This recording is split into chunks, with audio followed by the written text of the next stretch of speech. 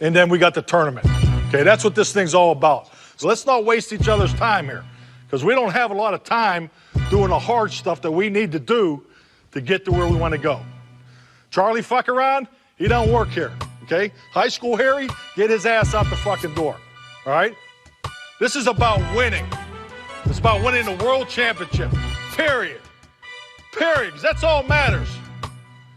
Going to playoffs ain't good enough. Having a winning season, not good enough. Getting in a championship game, not good enough, okay? Because it takes everybody. You may be tired of hearing this. I've been part of one championship team. I've stood in front of one championship team. It took 77 men to win a world championship. And that's just the way this thing goes. And once you hold that fucking trophy up, I'm going to tell you right now, it's fucking heavier than you think it is. Giving you the real from A to Z surrounding the Dallas Cowboys. News, updates, rumors, transactions, takes, and more. So strap up, Cowboys Nation, and start your day off with A to Z Sports. Live with Will Steele. 3, 2, 1. Here we go.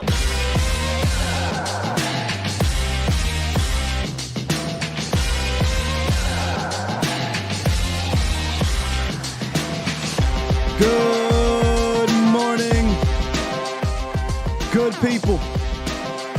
Welcome to A to Z Sports Live. We're streaming live on YouTube. And of course, I am your host, Will Skywalker Steele. Boom! Look, I might play that all week. The delivery that Mike gives you, when you throw the ether beat over top of it at that,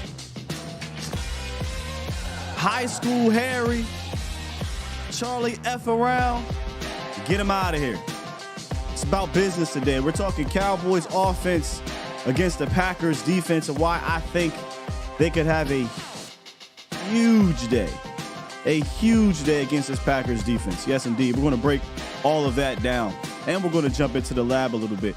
Also, it is Thursday, so y'all know what that means, man. We got the scientific method with our guy Patrick No-C Walker of DallasCowboys.com. He's going to give us the inside scoop on a lot of what's going on down there at the Star and tease his science lab article later on as well. And before all of that, we'll jump into the roundup, and there's some coaching news that continues to break. It feels like every single day there's something new happening in the coaching ranks, and the last two things that have happened over the last 24 hours are extremely significant. So we'll touch on that briefly. But before we do that, what's up, Bomb Squad? Bomb Squad! I hate to do this. Don't beat me up on this one, man. But there is an anniversary today, y'all. There's an anniversary today.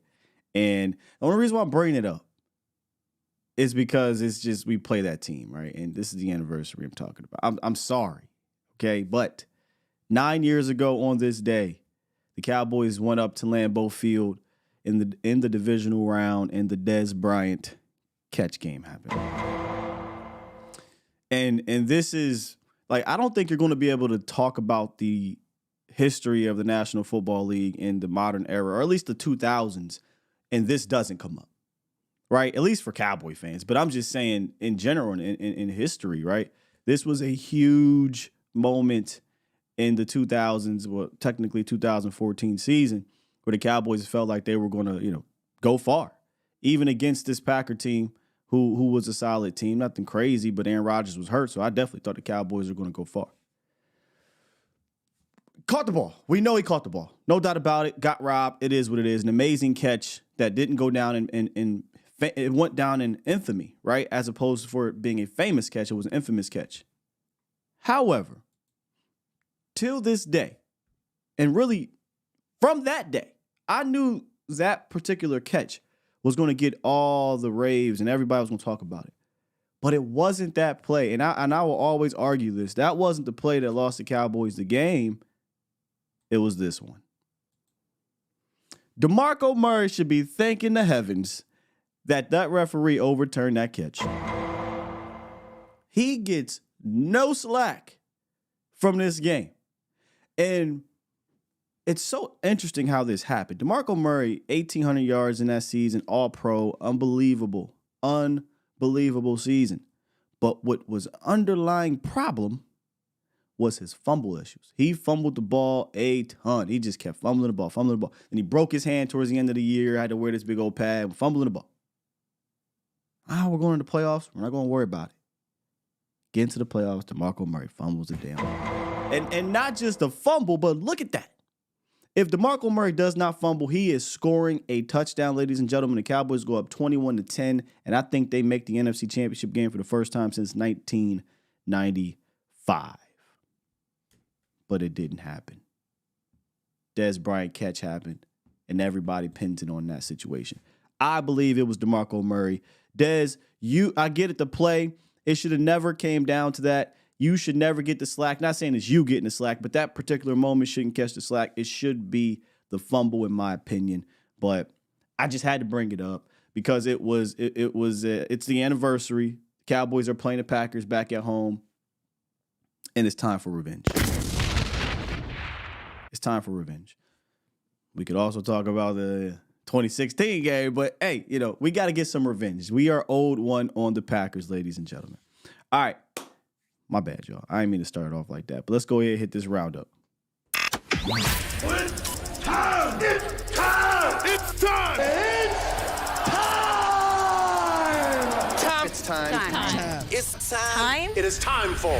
It's time for the morning roundup. Round 'em up, boys. See if I change it. Yes, indeedy. Let me talk to you. Talk to you, Cowboys Nation. A lot of coaching news this week, obviously, right? You have, I believe, Black Monday, and then different coaches are out there right now or potentially be fired or let go, what have you. But this one right here, this one cuts a little deeper, historically speaking, because it's an end of an era. Bill Belichick this morning has been reported that he is out. They mutually parted ways. New England Patriots and Bill Belichick. He didn't say he's retiring, but they've mutually parted ways. So Bill might still be, he might still be coaching somewhere. We shall see. But Nick Saban did retire, which for me might be the bigger one, because I just felt like Nick would just never leave until he quite literally could not wake up and coach anymore. Right? Like a Joe Pa situation. My man gonna be coaching till he's 90. But I do wonder, not huge with the college. Like I watch, but I don't watch it and live it like a lot of other people. But I understand the history of it in regards to what Nick Saban meant to the game, 6 championships and all that good stuff. But I wonder if he dipped out because of this whole NIL situation. These kids are different nowadays. Nick comes from the old school. Same with Bill Belichick. But nonetheless, that's for another day to discuss. It is the end of an era. Bill Belichick out in New England. Nick Saban has retired. I wonder if Bill goes on to, coach again. I am curious. I am very curious. He seemed like he still wants to do it. And I think it was like Mina or somebody online on Twitter was like, man, if you talk about free agent coaches, this year is up there with any year that they can remember for coaches that are out there for NFL teams to get.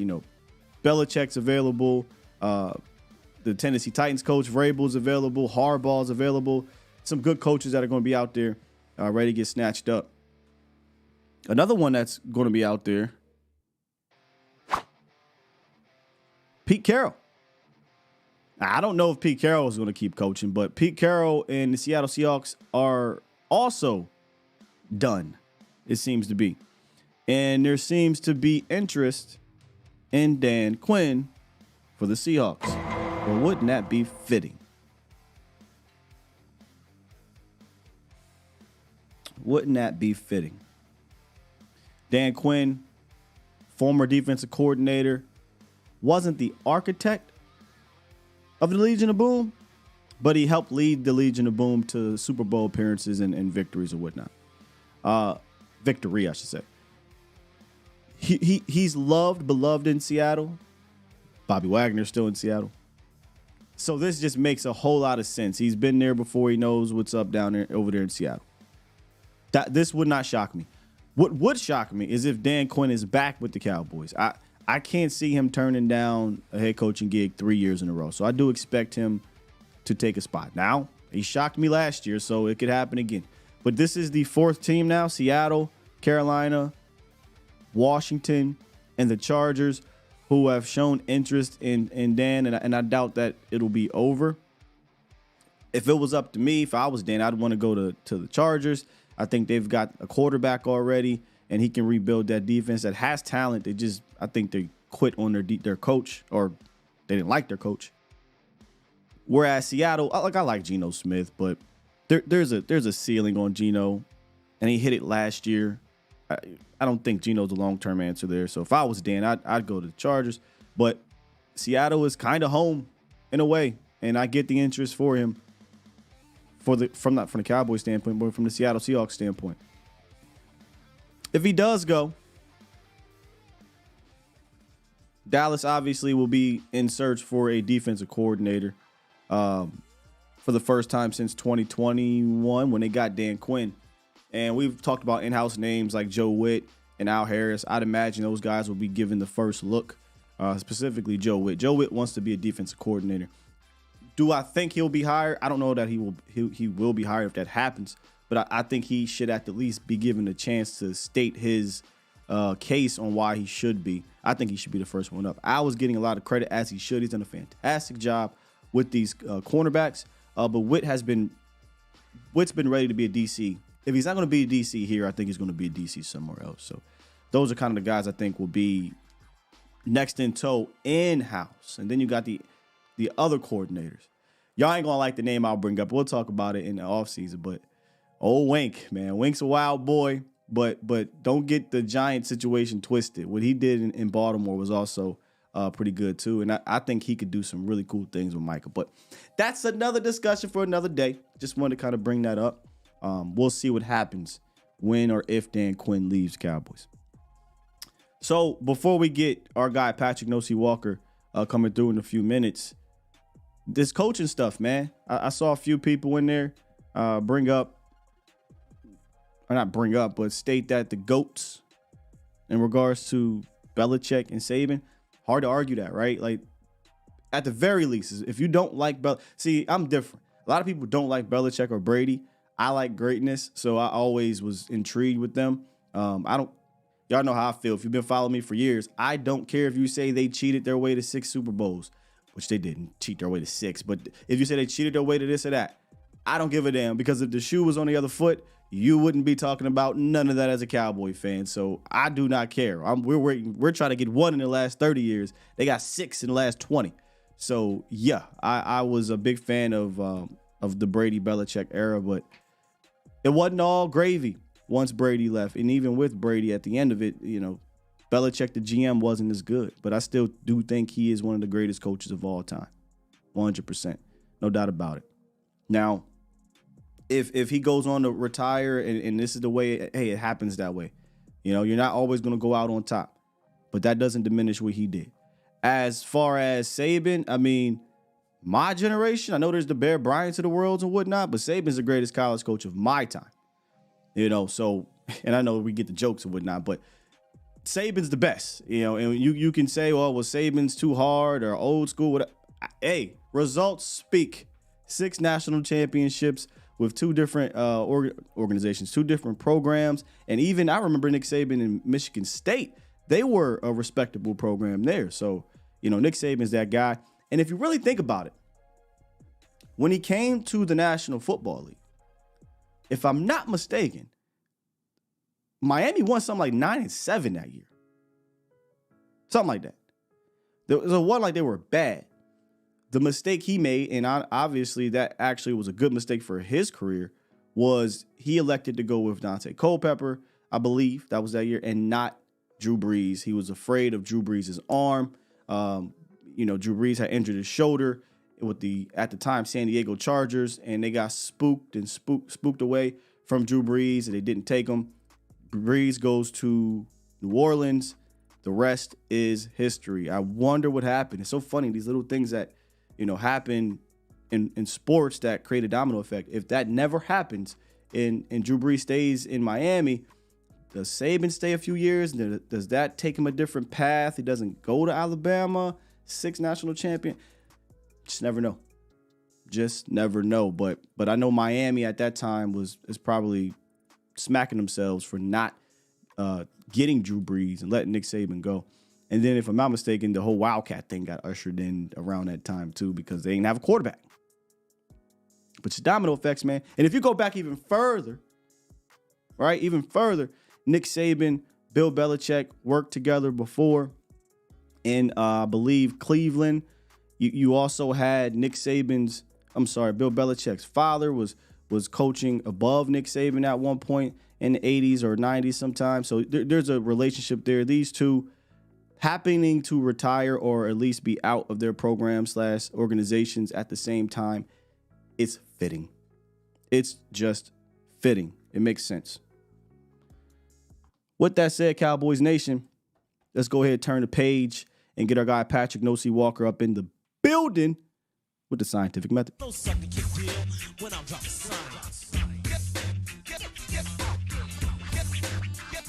What's good, No-C? Hey, man, it is playoff week. Boy. Gucci, how you doing? Man, I'm doing fantastic. I've been hyping up the fan base the last 2 days with that speech from McCarthy from Hard Knocks. They need to be hyped up. The fans need ladies and gentlemen, let me find out y'all need to be hyped up for playoff week. Let me find out. Well, I don't know if they do. But, man, just bringing it in with that energy, I feel like I can go out there and give him just one step on the field to get me off of the field. But I can give him something. That's how hyped that Mike McCarthy is getting with that speech, bro. How many reps you got in you? I don't got no reps. I mean, I'll go out there and give him some water. You know what I'm saying? But I'm going to do it at 110% is what I'm saying, Pat. Listen, I told Joe Witt and Al Harrison training camp, when Joe accidentally confused me for one of his defensive backs, I was like, listen, I can get you 3 reps. 3 reps. You give me a one-day contract, I get you 3 reps. The first 2 going to be elite. The third one, I ain't making no promises, but I got you 3 reps. Man, if the rep is a fake orbit, like an orbit motion where you just faking it to me and I run all the way clear out of bounds, I got you. I got you. Send me on an orbit all the way out of space and I'm good. Oh man, listen, you a fool with it. You a fool. Hey, Cowboys, you hear this? We got roles that we can play in this playoff run. That's all I'm saying. Like William Steele and Patrick Walker. I mean, y'all know where my desk at. You walk by it every day. Talk to me. Yeah, man, we trying to give our all, man. And so are the Cowboys. Let's be honest. And we got a lot of players down there, Pat. That look, it's week 19 in the NFL season, so a lot of players are banged up. And the one player a lot of us are worried about is Gilly. Can you kind of give us an update on Gilly and the rest of the injury report from yesterday? Yeah, absolutely. Obviously, Gilmore is one of the headliners as far as the Cowboys fans are concerned about. Now, after Sunday, when he left with a shoulder subluxation, which is shoulder dislocation, it popped out. Cowboys were able to pop it back in. I'm told that if it were a playoff game, then he likely would have going back into the game. So that's promising. After the game, McCarthy and Gilmore basically said that that they expect that he'll, have a great chance of playing. But, of course, that was when the adrenaline was flowing. He hadn't woken up the next day just yet and felt that soreness, so kind of put a pin in that. But speaking with Gilmore on yesterday, he sounds like he is absolutely ready to go. Spoke with Cooks about it, asked Cooks because, those two are kind of besties off the field. So I asked Cooks before I got a chance to talk to Gilmore. And Cooks, just with a huge smile, he was like, Gilly's fine, man. He's fine. So then went over to Gilmore's locker room, his locker, started talking to him. And basically this was his quote. He said, I've played through worse. I'll be out there whatever it takes, end quote. So there you have it, ladies and gentlemen. He is going full Captain America, full Steve Rogers in the Avengers, whatever it takes. I don't see anything short of his shoulder falling off, keeping him out of this game. Now, the other headliner, obviously, is going to be Tyler Smith. Cowboys are not just optimistic, they expect They very well expect that he'll be on the field on Sunday with that torn plantar fascia. And obviously he missed the last game because they chose to sit him, which was wise. We talked about it last week. That would have been my play. That was their play. Wonderful, magnificent. So he's expected to be back. He returned to practice yesterday in a limited capacity. Jonathan Hankins, we saw him return in week 18. Took some limited reps, I think 13, 14 reps to kind of grease the wheels for the playoffs. He was limited on yesterday with that ankle injury. Nothing kind of holding him back from, having another game coming up. And I feel like I'm missing one, but I'll go ahead and throw out Malik Hooker. Malik Hooker, as everyone knows, he's been working through that ankle injury for a few weeks now. It actually cost him the game against Buffalo, but if you notice, he's been upgraded to full, so he's a full practice participant at this point. Oh, and Zach Martin, that's who I was missing. Zach Martin with the illness. Zach was down bad.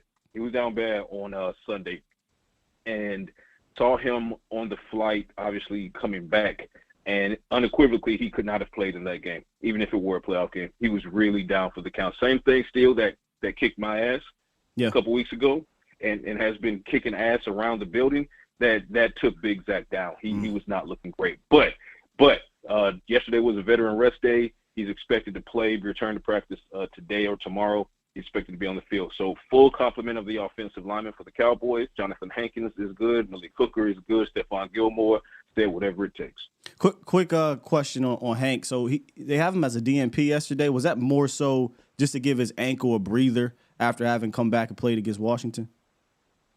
No, that was actually a technical error. Oh. It was not DNP. That's what was released at first, and then PR doubled back and said, oops, my bad. He was limited, as a matter of fact. So initially when I saw that, because obviously I was at the media portion of practice, and I was watching him go through individual drills. So even if that DNP stuck, I wouldn't have been concerned. That's why I gave the context in my tweet saying he's continuing his rehab. I figured they just rehabbed him after the individual drills and said, okay, we'll get you back to practice tomorrow. But, not 15 minutes later, PR sent a new email and said, oops, our bad. He's actually limited. So great news there. He actually did participate in team drills yesterday. Perfect. Let me stay on that side of the ball real quick and kind of talk to you about the article you dropped, I believe it was yesterday or 2 days ago, on J. Lou and Donovan Wilson. These are two guys who have turned it on the last month or so of the season, and you got a chance to speak to those guys, at the locker room or off record or what have you. Like, can you highlight some of the conversations of how those guys have kind of turned it around and had this resurgence of sorts heading into the playoffs? Reps, especially when you're talking about Jordan Lewis. I mean, he suffered not only a season-ending injury last October in 2022, but a career-threatening injury that, also threw him into a deep place as far as a deep, dark place as far as depression is concerned. And, the camaraderie had to really pull him out between, Dan Quinn showing up at his front door, Al Howard showing up at his front door. So fast forward, training camp, guess what? He's on the PUP list, physically unable to perform. He wasn't activated until, guess when? Final roster cut downs. He had to get his swagger back, and it took some time to do that. But now it's occurred, and the Donovan Wilson misses training camp, all of training camp and preseason with the calf strain. And it took him some time, not necessarily as much as Jordan, but it took him some time to kind of get his legs back as well, literally and figuratively speaking. And then you look at where they are these last 2 to 3 weeks. I mean, 2 takeaways in as many games for both of those guys, 4 combined takeaways. Talked to Jordan Lewis on yesterday. Obviously, I've been speaking to him his whole career throughout this whole process, especially told me yesterday it's just a matter of reps and confidence. He said he's a fighter, one of the best fighters in the league. No matter what you throw at him, he's just going to keep punching, which is something Deron Bland spoke with Bland about Jordan as well. And Bland said the same thing, not so coincidentally. He used the term fighter when it comes to Jordan Lewis, and then asked both of them about the resurgence of Donovan. And Jordan said that he's had so much fun since, Donald came into the league in 2019 or so, just with that competition of who can take the ball away more often in the game. So those two, Donald and Jordan, they're back to kind of playing off of each other. You get a takeaway, I want to get one as well. And the evidence being, look at the last 2 weeks, right? Yep. Jordan gets a takeaway. Jordan gets an interception. Donovan gets an interception. Go to the Commanders. Jordan gets the strip fumble recovery. And Donald said, not so fast, my friend. I wanted this action too. So they're hitting top gear at the right time, Will, and they're playing off of each other. and Bland is back on the saddle as far as interceptions are concerned. Gilmore will be on the field. I mean, the defense, especially the secondary, they're hitting their prime right at the right time. Perfect segue into kind of my next question, and really just an observation, really. This defense is going to need a guy like J. Lou and Donovan Wilson to step up, right? J. Lou wasn't here last year when the Cowboys played. When I say wasn't here, wasn't available. He was out with injury the last time the Cowboys played the Packers last season. Two different quarterbacks, two different teams, but not that different. What if you have more confidence in this defense compared to last year, what gives you that confidence that they can perform better? Because remember, they gave up 31 points last year on the road. Why is this defense better equipped to deal with this now Jordan Love led offense? So a couple things. Number one, where does Aaron Rodgers play? Because it ain't in Green Bay. And that's who put up that 31 number one, in the overtime comeback victory. Right. So that's number 1, 2, and 3. Now let's get to point number 4. The defense, it kind of, you feel like it's almost a wash, not necessarily a complete wash when you look at, because for as good as Jordan Lewis is playing and back in his prime and hawking the ball and playing great coverage, they're still missing Trayvon Diggs. So last season, you were down Jordan Lewis, you were down Anthony Brown, and you were going against Aaron Rodgers in that game, okay? And this game, you're down Trayvon Diggs, but you're only down Trayvon Diggs. Jordan Lewis is here. Stephon Gilmore, you acquired him via trade for situations such as these, okay? You look at what Deron Bland has been able to do, league leader in interceptions, historic season. Malik Hooker's playing good ball. And then the fact that Jordan Love, no knock to Jordan Love, we'll talk about him in a second, but he doesn't have that alpha receiver. He doesn't have a CeeDee Lamb or Justin Jefferson or anything like that. So there's not anyone for the Cowboys secondary to have to shade coverage toward. All they have to do is play straight up and win their particular matchup. Donovan Wilson is winning his matchups lately. Jordan Lewis is winning his matchups. Deron Bland is winning more often than not.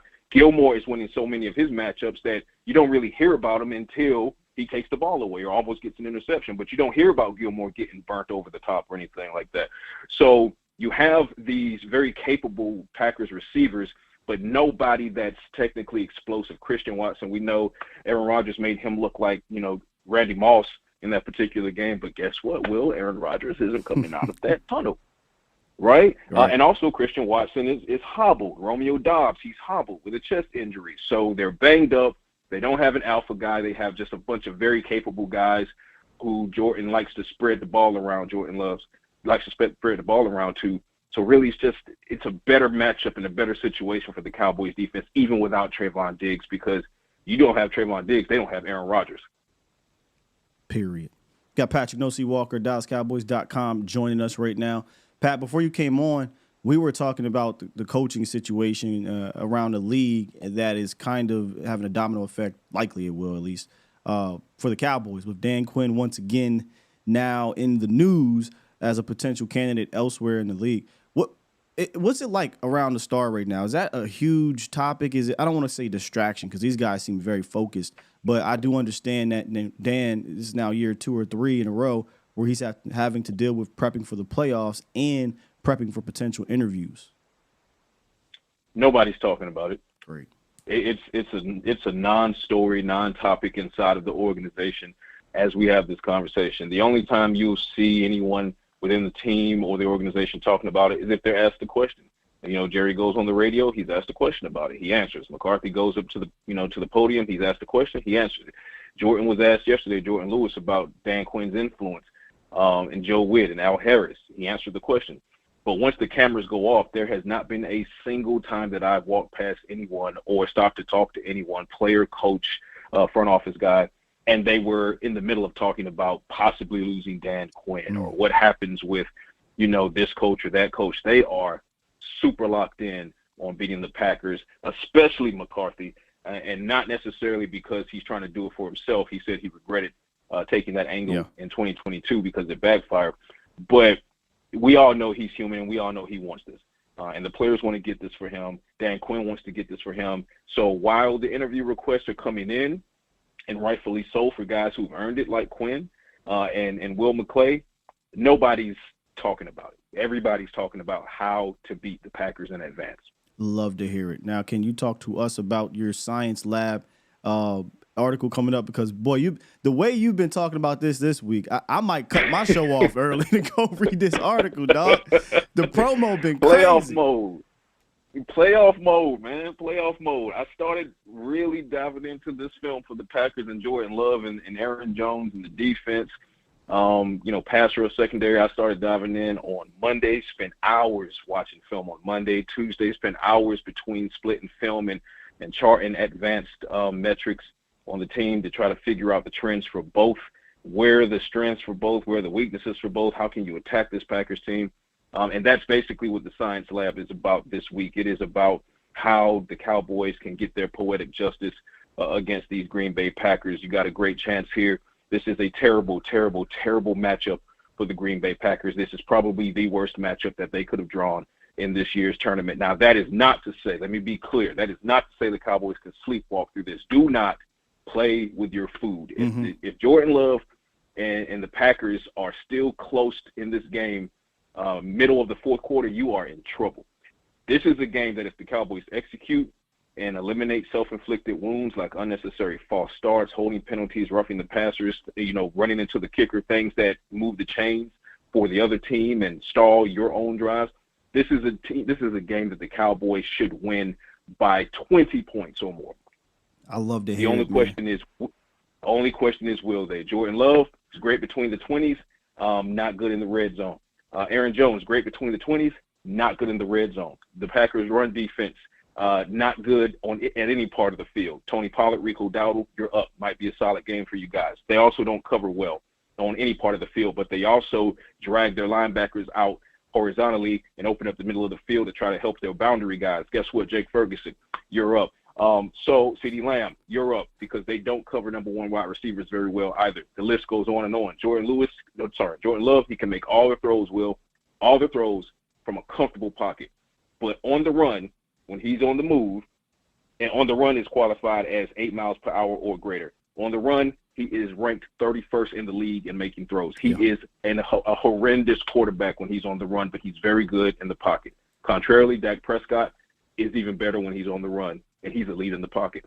Horrible matchup for the Packers. Cowboys should win this one big, but we'll see if they do. It's all about focus and discipline. Hey, show's over, y'all. I'm going to read this damn article in about 45 minutes. That's all.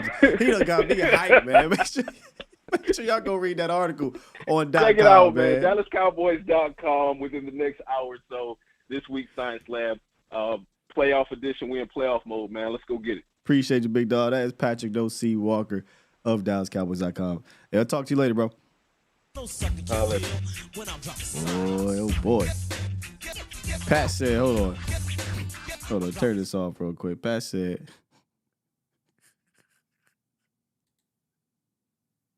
can y'all hear that?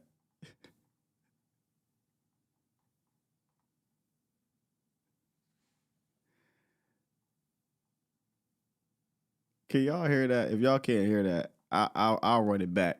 But he basically said, Packers defense. Okay, so y'all can't hear it. I got you. I had a feeling something was going on there. Let me find it. Where you at? Because y'all got to hear it. This was the energy Pat was bringing. Come on, where you at? There we go. There she goes. All right, here we go. His hair, whack. His gear, whack. His jewelry, whack. His foot stance, whack. The way that he talks, whack. The way that he doesn't even like to smile, whack. Me, I'm tight. Packers defense, whack. Packers offense, whack. They run game, whack. They run defense, whack. I feel you, bro. Let's go out here and handle it. Now, they ain't really all whack, but that's just the energy I was getting right there, and I love it. All right, quick little break. We're going to come back, and we're going to jump into this breakdown of the Packers defense against this Cowboys offense. You're listening to A to Z Sports. Do it live! At some point, hoping to broadcast In front of the millions. of Cowboys fans to bring you the real. But for now, strap up and here's your host, Skywalker Steele. I'm Luke Skywalker. I'm here to rescue you. We'll do it live. Gotta love the scientific method, man. Gotta love it. Did a deep breakdown on the Packers offense against the Cowboys defense yesterday with Okoye, and we had briefly talked about the differences between this matchup last year and this matchup now. Aaron Rodgers obviously is number one. This is no disrespect to Jordan Love. Jordan Love is having a phenomenal end of the season, but A-Rod's different. Let me tell you how he's different. So in that game, when AB went down, which wasn't like he was playing well anyway, he went down on the touchdown pass. I'm not mistaken. He got cooked on a deep ball, fell, knocked himself out the game. Touchdown to Watson, I believe that's who it was. And Aaron said, oh, so your starting cornerback goes down even though he ain't good. We're going to continue to play mouse in the house. And they just kept going over there. Bing, bing, bing, bing, bing. Kelvin Joseph just getting rocked. And then he took advantage of a rookie and DeRon Bland in the slot from time to time. Did they go to Diggs? Nope. And I think that could be a major difference defensively or offensively for the Packers is, A-Rod, veteran quarterback, he understands, right? He knows I'm going to attack the weakness of a defense over and over and over and over and over again. Where Jordan Love, still young quarterback, first year starting quarterback, I don't think he's quite there yet. You even see it on film. He'll try in a sense to force feed it to a guy, but they don't have a dude. They don't have the CD Lambs of the worlds out there. They don't. So he's kind of reliant on LaFleur putting him in advantageous situations. And if it's not there, like he said, and like we talked about yesterday, it's not like he's making off-script plays outside the pocket. 31st in QBR when he has to throw on the run. My example was when you go look at the plays, they don't really have scramble drills baked in it the same way as that we do because they want to throw the ball deep downfield. So everybody's already downfield. So that's the Packers offense. This is the Packers defense. Some noticeable players on that team, some names that aren't quite what they were. Here's some of their key players: Preston Smith, Rashawn Gary, Kenny Clark, Jair Alexander. Start with the two on the end here. Preston Smith, I said this to a couple different people. I sent out some text messages to our Cowboys community, and I was just like, hey, man, Tyron Smith about to lock Preston Smith up. Put him in jail. Throw away the keys. He can't do nothing with Tyron, bro. He can do nothing. I don't even think he can do much against Terrence. This is, again, no knock on Preston. He's just a one-trick, pure power type rusher. Better against the run, sure, but they're not great against the run in general. And we'll show some examples of that. So, Preston, it looks like, hey, he got 8-9 sacks or whatever, but I promise you it's not because he's just whooping you right away and getting sacks. From what I saw via film, a lot of these sacks were mostly coverage sacks, which kind of contradicting when you look at their coverage, but that's what I saw. It's either coverage or stunts or they're getting there late. Some of their disruptors, though, out of respect, Kenny Clark. He is one of their more disruptive players defensively on the interior. He can get after it, right? He's a guy that has a motor that runs hot and just never really stops. And Biadasz is the one that's likely going to have to deal with him most of the time. One-on-one, that's a battle, right? But I've seen Biadasz battle with some guys. Biadasz hasn't been great this year, but it's not like he's went up against dudes that were bums. So he's played against some really good interior defensive linemen and hasn't died all day. So between Biadasz, Tyler Smith, and Zach, I think we can deal with Kenny Clark majority of the time. If not 90, 95% of the time, he might win once or twice. But that's what Dak is for, right? Dak can take care of that if he does win. But I feel like he can be neutralized by Zach Martin and Tyler Smith.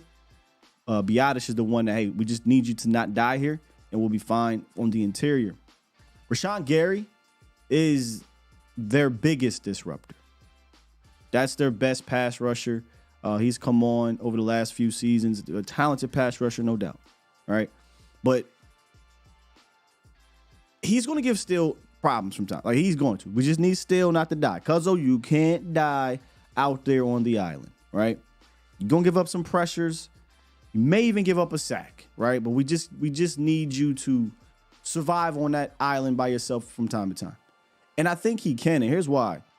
Gary has a great, kind of grab and snatch technique that might get Terrence in trouble, but majority of the time, he's not winning fast. His time to pressure from the snap to the quarterback is actually somewhere in the 60s, like 64th or 69th in the league from his position. And to put that in perspective,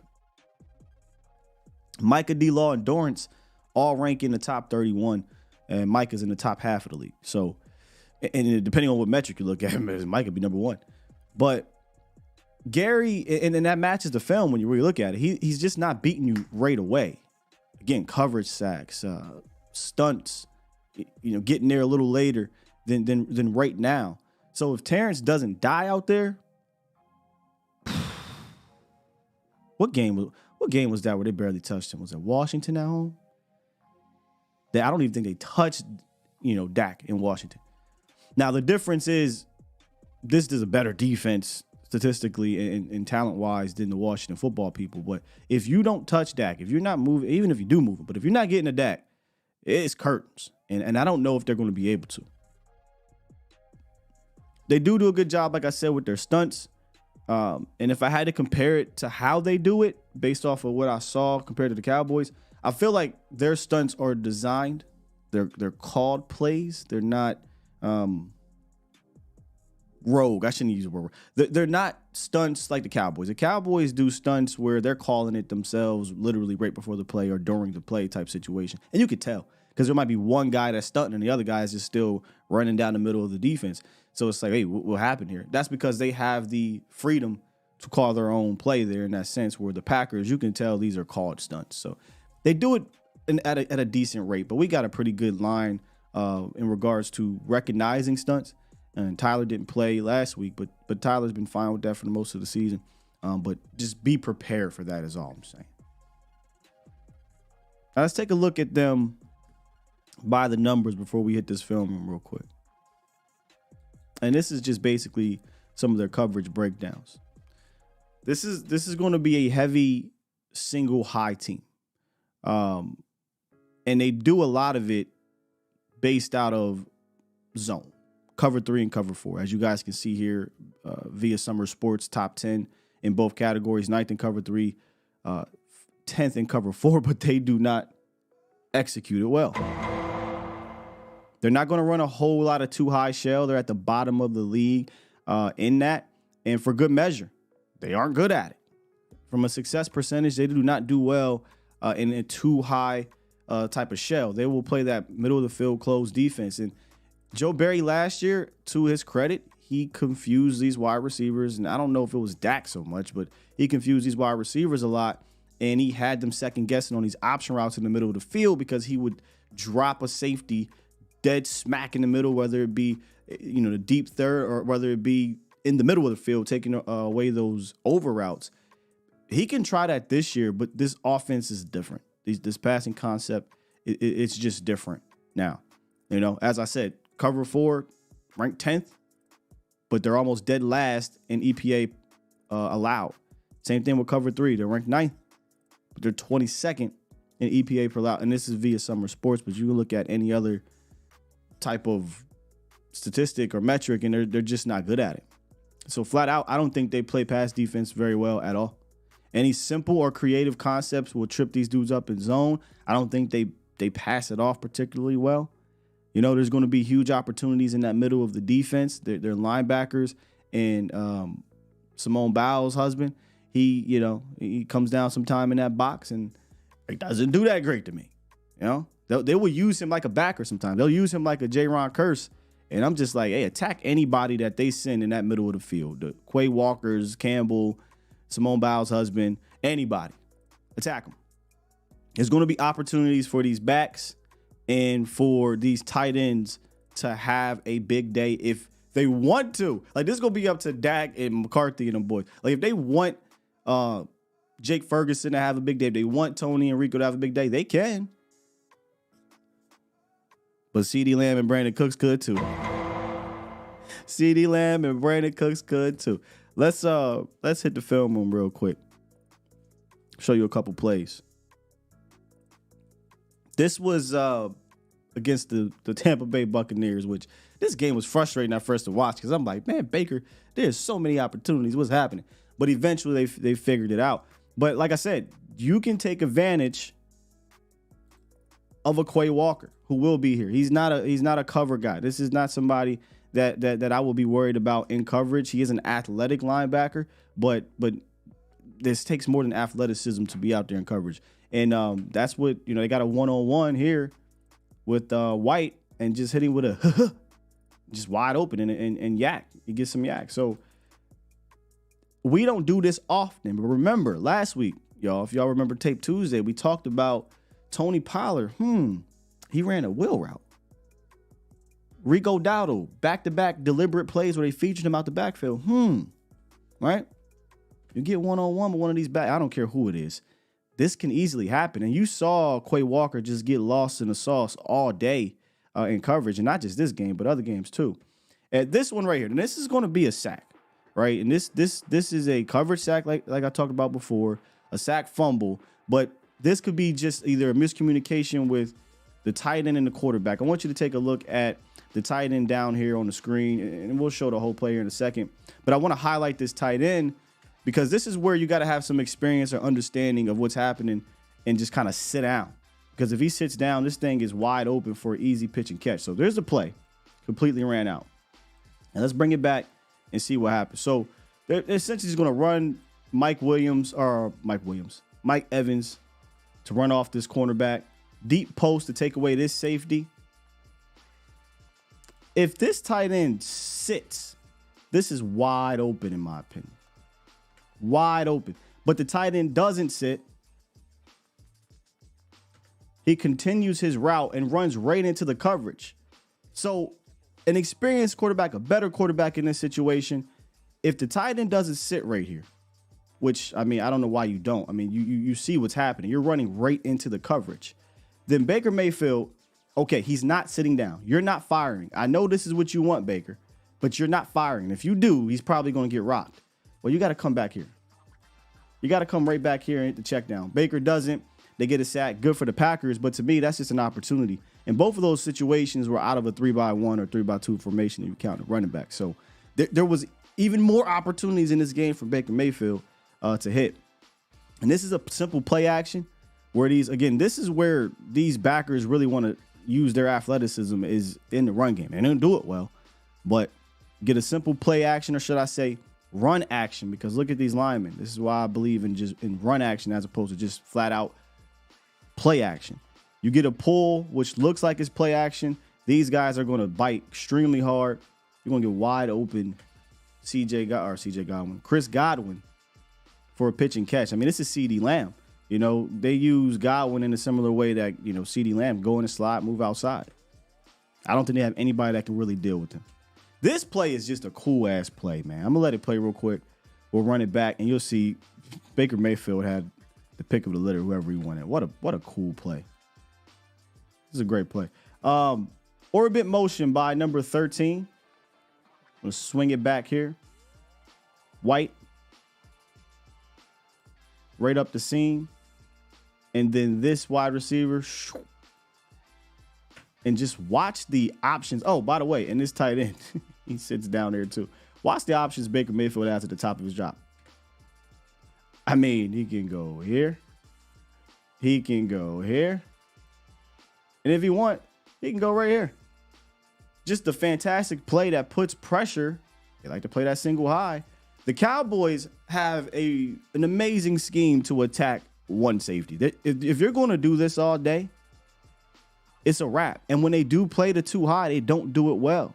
I just really don't see a world where this defense is consistently having success against the Cowboys offense unless the Cowboys are having mental errors, pre-snap penalties, holdings. They're turning the ball over. But if they're playing clean football at home, I mean, maybe a punt or two. Maybe they won't punt at all. They might not punt at all. All right, so we talked about how the Packers like to run a lot of cover for, right? They just like to get these guys back. Everybody just drop back, get to your zones, right? The Packers like to do this. one of my favorite ways to attack that is a play that the Cowboys run a whole lot is where they'll send this wide receiver on a 7, and right underneath that is the tight end. Usually it's Jake Ferguson, maybe on a delay release or whatnot, and that puts the pressure on this cornerback to decide. If the cornerback plays back, then you attack. If the cornerback plays back, you attack here. If the cornerback steps up, you attack right behind him, and that's exactly what happens. The cornerback steps, that leaves this void back here, and it's pretty much pitch and catch. Dallas have been doing that all year as a staple play, at least for the first 10 games, or should I say after San Fran. And then we haven't seen it as much. The last time we kind of saw it was against the Eagles, because they played a lot of that cover 4 as well, a lot of zone, and they had success in it. So the way Dak is playing, the way these wide receivers are playing, the way, and he's not on the phone no more, I don't know why he's up here. The way that Mike is dialing it up, I don't think they have an answer for the Cowboys' offensive attack from a passing game standpoint. We're going to get to the run game here in a second. From a passing game standpoint at all. This could be a 350-plus game if they want it to be. It's just simple for me. Block it up. And I think they can. Take care of the ball, no pre-snap penalties. They do that, the here we go offense is going to be amazing at home, as long as they play clean. We're going to get to the other part of it here in a second. Okay, so I did see you in there, Toxic Tom, but we had some business to take care of too. So let's get to it. Let's talk about this run game. In fact, got a little film here too, and I'm not going to break all the film down, but I'm going to just let this play. And the reason why I wanted to go to this game was because it was like, hey, man, pick one for the Packers run defense. Just pick a game. They have given up over 200 yards rushing 4 times. Look, I get it, Cowboys Nation. We get on our Cowboys run defense from time to time, mainly because of the Buffalo Bills game, because it was a 200-yard day. But the Packers have been ran on for 200 yards 4 separate occasions, over 120 yards, 9 separate occasions, and they're 23rd in the NFL in yards per carry. And one thing I noticed, watched 2 different games, but this was the game I wanted to come away with and show to y'all, because this is against a team that doesn't have a good quarterback. They don't have a good passing offense, and they still got ran on. And watching it, I'm like, man, this is a good day to do some zone stuff. Really good day to zone this thing up. And if you're going to do any type of gap exchanges, gap concept type of scheme things, then you need to do it with the pre-snap motion. Remember, we talked about them building towards this game against Washington? Man, we saw a lot of pre-snap runs, pre-snap motion runs, snap motion runs. If you're going to be stationary in the sense of, if you're going to be doing gap things, you can't be stationary. There has to be some pre-snap motion to it. And if you're going to be stationary, then you need to run zone. I'm not a fan of stationary, though. Zone or bring in Lipke to be the lead backer, right? But I'm heavy on a pre-snap motion. It can open up some holes. It did in this game here, and get outside as well. Get outside. I don't think Campbell's the same player he used to be. Walker, again, I say he's an athletic guy, but to me, he doesn't do anything for me. And then you got Mr. Biles on the back end, Jonathan Owens, who, look, he's not a bad player or anything like that. I don't think he's a difference maker. That's all I'm saying. So there's going to be opportunities in the run game too. But don't get it twisted, right? Don't look at, hey, man, they're 23rd on the ground. They're 200-yard games. And you go out there and say, well, we just going to be a running team today. No. You are a passing team. You're one of the best, if not the best, in the National Football League. You lean on that, and you just make sure you don't become one-dimensional, right? You make sure you sprinkle in the runs, the pre-snap motion type runs, the quality runs, your best runs for this game. But you lean on what got you here to this dance, and that's your boundary wide receivers and quarterback. Don't try to switch this thing up and get cute. So that is the that is the Packers defense. Look, I know if it's a Packer fan watching this, you probably like, man, you hating. I promise you I ain't hating. I'm just telling you what I saw on film and with the statistics, man. It's not a scary defense. And there's nothing they do that should strike fear in this team. In fact, if I had to guess, Joe Barry, by the way, if you want to call in, you can 351-999-3787. Joe Barry is just like, man, keep it in front of you. Make them matriculate down the field when they get into the red zone. Hope this red zone offense that was showing up the first 2-3 games of the season, whatever it was, 4 games. Hope that red zone offense shows up first half of the season. Hope that one shows up. We went from being like 30th in red zone offense to, I think we finished 14th. I think somewhere around the middle of the pack, which is a huge jump. Joe was probably like, look, this ain't on us. This game ain't on us. We just have to make sure we get a stop from time to time. It's going to be about the Packers offense being able to keep up with the Cowboys offense, in my opinion. But don't give them any type of momentum to stop you. Don't give them any type of confidence, false confidence at that. And usually we don't at home. I saw Tuck in the building. Hey, Tuck, you need to let these fans know. Not tomorrow. Sunday is not the day to be sitting down. I know you to stand up police. Well, fam, I'm gonna need you to go out there strapped with the vest on, all that. I need you to police all these fans. Shouldn't be a reason, right? Should not be a single reason why we shouldn't make it difficult for the Packers on the other side of the ball. And they keep asking the players, the defenders, they say, hey, man, why you guys play different at home? And they say the energy. You know, offensively, I don't believe it has anything to do with defense. Defensively, that could be the case. I think there was something to 16 turnovers at home. Yes, the teams and whatnot, but you still got turnovers against good offenses, right? Seattle, Detroit, the Rams, those good offenses. You know what helps that, though? Getting up on opponents. And if they get up on this Packers defense, and they got a young quarterback out there having to sift through all this madness, the crowd now is on your side. The pressure of the first playoff game and having to keep up with an MVP quarterback on the other side. It can get like Pat said, it could get ugly as long as you play clean. He said, nah, we're not getting cute Sunday. I just got the Dallas. I'm ready to go now. Please, bro. Cause look, you know, I know you call them out. You put them on the screen. You put it on Twitter. Call their asses out, man. I do not want to see a shot getting cut to one of the seats and you got these Cowboy fans. It's 3rd and 7 and they just like this. I don't get that. Why are you there? What you mad for? Get up, get hype. Let me just chill, cause that ain't my fight. That's Tuck's fight. But I feel you. Is all I'm saying. That's what I'm saying. Let's hit the phone lines. Let's talk to my guy Mel. What's good, bro?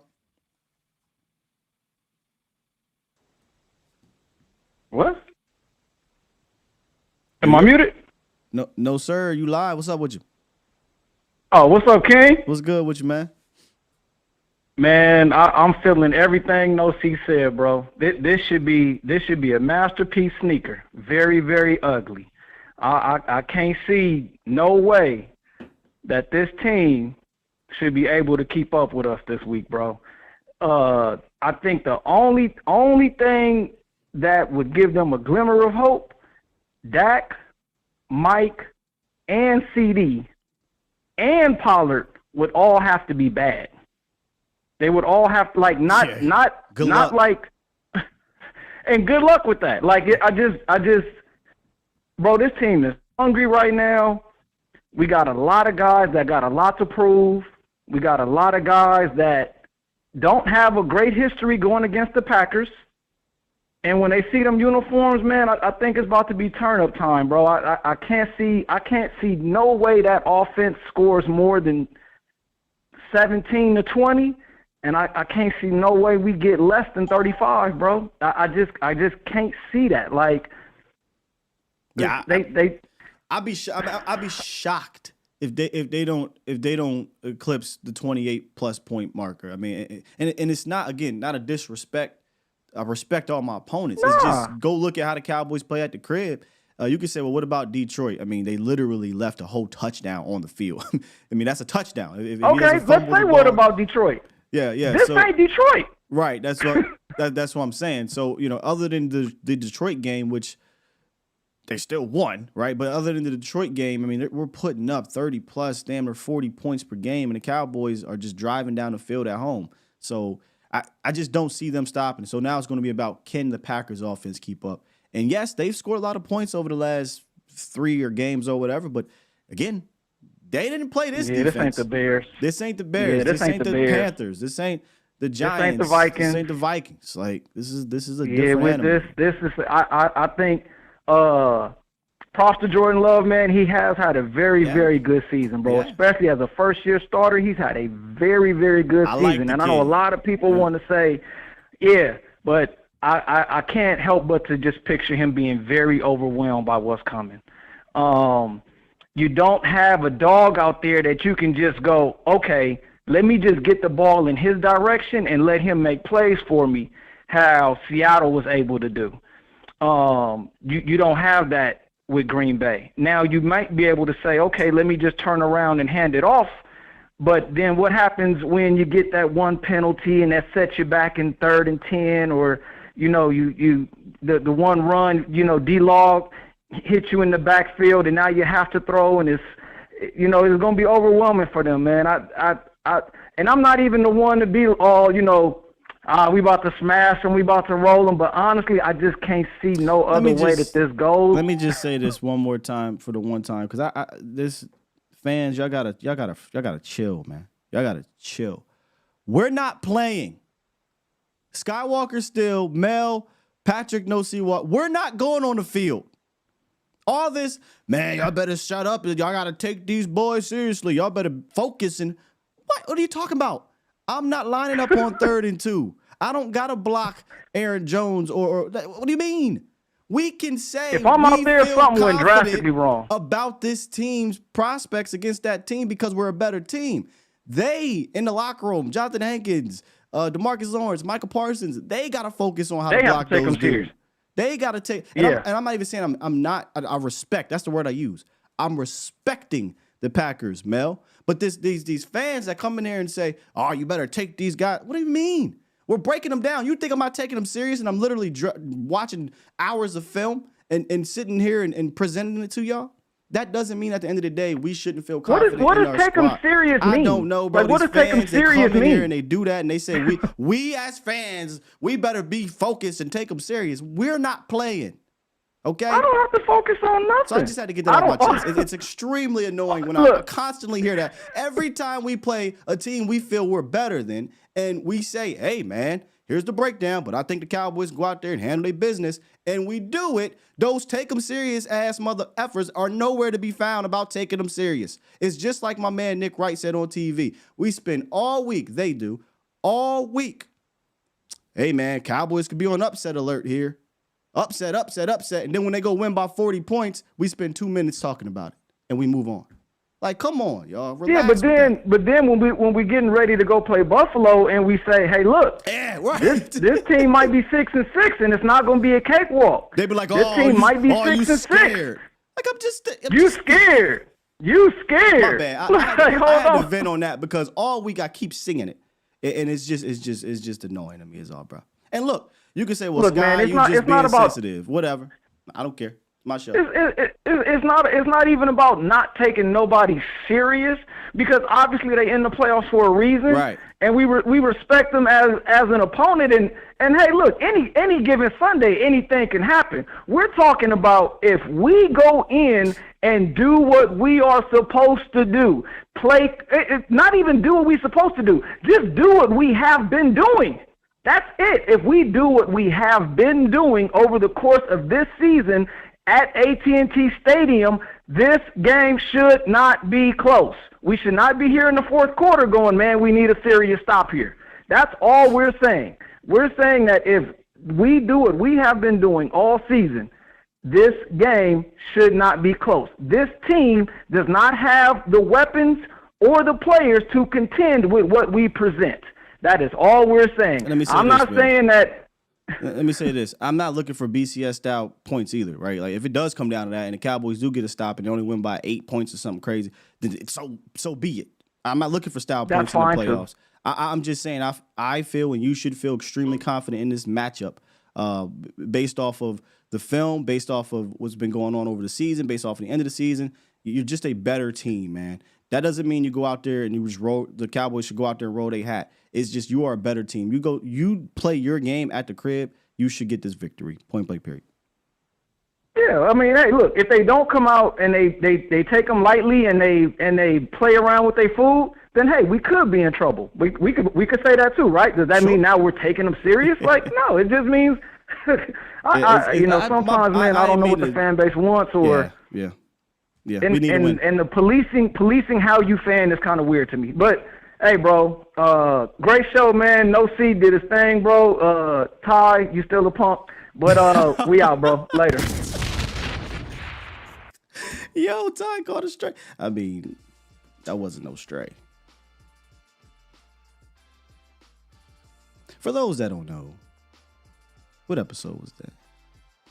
Koye was here. So last week's episode with Koye. I'm not about to go down that rabbit hole. But if you weren't here, go watch the episode with me and Koye at the end of the episode. We had a particular fan that said the Cowboys were trash. Cowboy fan. That we should blow it up, start it all over. That we weren't going to win a division. I mean, he said this last week. He said we're not going to get the number 2 seed and win a division. That's what he said. He said we're going to lose Washington. He wanted to lose Washington. So that's why Mel said what he said. I don't know where he went, LB. But you know how this goes, LB. He'll show up one or two ways. If Dallas gets to the championship game or Super Bowl, or if they don't. That's what it'll be here. Y'all real. Y'all here every day with me. I say it all the time. Win, lose, or draw, I'm here for it all. I ain't going nowhere. Can't go nowhere. I'm here. Those type will show up one or two times. Cowboys get to the Super Bowl, NFC Championship game, they'll come out and they'll pretend they've been riding. Or if they lose, they'll come out and they'll be like, hey, see, I told you. We trash. We need to blow it up and all this. That's how they do. That's how they do, man. Jay Worthy, what's up, man? Yo, Sky, what up, y'all? What up, Cowboys Nation? How y'all feel? What's good with you? I'm feeling good. Man, that's what I'm talking about. Listen, it's not the time to be humble. We got 2 home games. When the last time we had 2 home games, Sky? Help me out. Well, 2016, I think. But we got 1 home game. But we got 1 home game right now. Take care of that business. But we've played our way into being able to get 2 home games, right? We focus on the Packers. Yeah, and that's what I'm talking about. That's not me. I don't have helmets on. I don't have shoulder pads on. I don't have cleats on. You know, I'm a fan. It's my job to wave that white towel, to wear my jersey, walk through Philly, and talk trash. That white towel. I see what you're saying. We ain't giving up. No, we ain't giving up, Scott. Listen, I was there. I told you I was there on Thanksgiving. You know, me and my wife.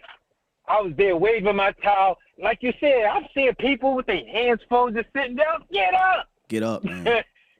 You know, it's time to make noise. How do you have a voice when you leave? Well, y'all, I'll be at a sports bar, and I come on my post-game show. I don't even have a voice. How you got a voice at the crib? Not like your crib, but AT&T. I know what you're talking about. I don't know, man. I don't know. I'm looking like this one. I'm like, we kind of a little bougie here in Texas. We a little bougie here over here, man. Get up, make some noise. My wife was like, you blocking them. So what? You know, they should be standing up too. You know, I'm not with all that. Listen, like Patrick No. C. Walker said, Sky, I'm looking at a 20-point blowout. 20-point blowout. What you thinking?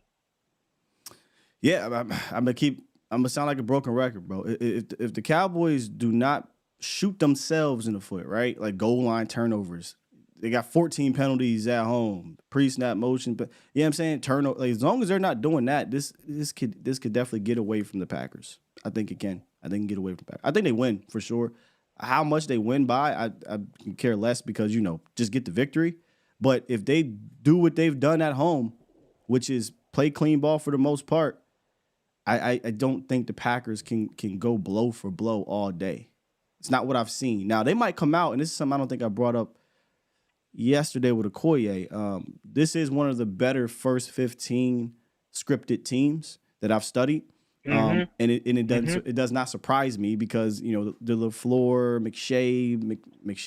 McVay, Shanahan offenses, they are really good. McDaniels, they are really good at that first 15. So they may come out and it may look like, oh man, this is looking great. So they just got to weather that storm. Jordan Love is going to make a play or two with his arm. Aaron Jones might get a big run here or there. They just got to weather that storm. And then after that first 15, now it's about, all right, can you make the adjustments against us? Oh, snap. Maybe the Cowboys are up 14-3 or 17-7. Can we continue to do the same game plan? Now we're out of that script. How does LaFleur and Jordan Love deal with what I think Dan Quinn is going to throw some wrinkles at this young man? I do. I think there's going to be some wrinkles, and not just him, but the run game as well. So let's kind of keep our eye out on that too. Hey, Scott, as soon as they empty the clip, it's like bringing a knife to a gunfight. They done for. They can't hang with us. And I see that, like you said, all y'all looking at the film and y'all bringing us the analysis and the logistics about how all this is going to pan out. Scott, they are the inferior opponent, and we're going to destroy them. And speaking about them, that 20-point victory margin that No.C. Walker spoke about, remember on Nick Wright, I don't know if you saw his show the other day, it spoke about how the Cowboys had 9 20-point win deficits this season, more than any in the NFC this year. Second most. Talking about all NFC. I think it's second most all time or second most in the last 20 years. Only the Patriots in 07 had more. Right. They had 10. Yeah, and tied with the 99 Rams. And the Rams had the easiest schedule that year. The Patriots had the 7th easiest schedule, and we have the 3rd easiest schedule. So you're talking about we're on that same line with the 99 Rams, the greatest show on turf, and the 07 Patriots. You know how huge that is? And it's not even being emphasized. It's not even being talked about. Well, we making crazy history. I mean, that's all cool, fine, dandy for the regulars. I don't care that nobody's talking about that going into the postseason because it doesn't matter going into the postseason, right? Like, that. What does that really prove that you got 20-point victories, right? Just go out there and get the dub. I don't care if they win by 1 or 100. Right now for the Cowboys, that's why I said to Mel, at the end of the day, yeah, I think this team can go out there and get 20-point victory, but this isn't the BCS. I don't care about style points. Just go win. And I think this team can definitely do that. I don't care if it's tight or if it's a blowout. I think they will win this game because they're a better team. And I get it. And I get that. And like I said, here's me being a fan again. Those two teams went to the Super Bowl, even though the 07 Patriots lost it. But those teams went to the Super Bowl because of their style of play, because of that margin of victory, because how they were playing. And I believe we have a chance to do that as well. Because these two teams that we're about to play are definitely going to be inferior to us if we get past the Green Bay Packers, and then next thing you know, whoever wins out of the Tampa Bay Eagles game or however it shakes up, we are better than all these teams. And you and Vach kept saying it on the show. The only players that can beat the Cowboys at home is the Cowboys in San Fran. Listen, we going to will it. Our voice matters. Cowboys Nation, get up. Sky, you keep doing what you're doing. Sky, come in with that. Hold up. We them boys. Keep throwing that in their Hey. Appreciate you, Jay Worthy. He just reminded me. All right. He just reminded me. So Sunday, if you are in the area, you want to go to the game, but you can't go to the game. Tickets is crazy. Come to walk on. So I'm putting together. I'm getting in my DJ host bag for the pregame show. Usually in the pregame show, I set up, I chill, I kind of get my mental, kind of take in the energy if there is. There was some crazy energy the Eagles game, but normally it's kind of just chill. Not going to be the case. If you're coming out to walk-ons, number one, get there early. Okay, get there early because it's going to be packed and they're going to stop letting people in. Number two, I'm going to definitely get in my DJ bag. We're going to have some music playing. We're going to get the crowd hyped, man. It's going to be fun. It's going to be special. I'm excited for it. So make sure y'all come through. We definitely will be playing some We Them Boys for sure. For sure. Man, let's get the man in here himself, dog. J Tuck, CFO Sports, to kind of get these fans in check. What's up, man? Hey, what's up, DJ Scott, man? What's going on with you, bro? Hey, slide me one of your records, man. dog. Slide me one of your records for that. Yeah, I'm gonna see some of my old joints, man. I'm see some old joints to play, man. Sneak that in there, man. But yeah, man, I'm in playoff mode, man. I just got to Dallas this morning, like I'm already locked in, ready to go. And I agree with everything that you and No C's been saying, man. Like the Cowboys should go out there and win this game. It's really not about them; it's about us. If we go out there and handle our business like I know that we should handle this game easily. Now, here is kind of my moniker I always kind of preach with my community, right? We will respect our opponents, but we will fear nobody. And the reason why, me personally, I'm not talking to you, Scott. I'm not talking to people who are in the chat. Like, we bleed silver and blue, right? But what Cowboys fans really have to understand, and someone just said it earlier, right, because he came, it's like they kind of bougie on Thanksgiving. When it's a game where Cowboys fans aren't, like, fearful, they're going to sit down and chill and have wine and cheese the entire game. You know what I'm saying? And so it's like Cowboys fans, they feel good about it, Tuck. Like if it's the Washington football people, the Giants, they kind of like on whatever. I'm chilling. Yeah. It's Hollywood. It's Hollywood. It's sit back and relax. It's movie night. You know what I'm saying? Like it's that type of environment. Versus when it was Philly a few weeks ago, then it was all hands on deck. You know what I'm saying? So what I'm trying to preach to Cowboys fans, like, listen, y'all, it's playoffs. You know what I'm saying? It's one and done. Give it all you got for 4 games. We've seen the players come out and talk about the home field advantage. Like, this is everything that we were asking for. Let's go out there and make it happen. But white out. You know what I'm saying? So don't wear your Navy. Don't wear your, salute the service joints. Like, write the building out. You know what I'm saying? But if you kind of look, all right, ticket prices are dropping a little bit. I see people saying, well, I'm going to skip this game. I'll be there next week. You know what I'm saying? So now it's like, nah, Cowboys Nation. We are putting one step ahead, and let's just focus on Green Bay. So when I say focus on Green Bay, I know people are talking about San Fran. They're talking about Detroit. Like, nah, this is the matchup that's in front of us. Go out there, whether you're at the game, whether you're at walk-ons, you're in Germany, represent Cowboys Nation, get behind our team and support, because that's all that we can do at this point. You know what I'm saying? So that's where I'm coming from with this lock in on Green Bay. Like, I don't care about Dan Quinn possibly leaving right now and all that. But I'm locked in on playoff mode right now, bro. Yeah. My whole gripe on the whole. Oh wait, y'all can't hear that good. My whole gripe on that was when people come in to our communities or our shows and there are comments and because we're talking about why we think we can win and we're giving reasons and they're like, oh man, you can't sleep on this or you got to focus on this. And like, we're not playing. Right.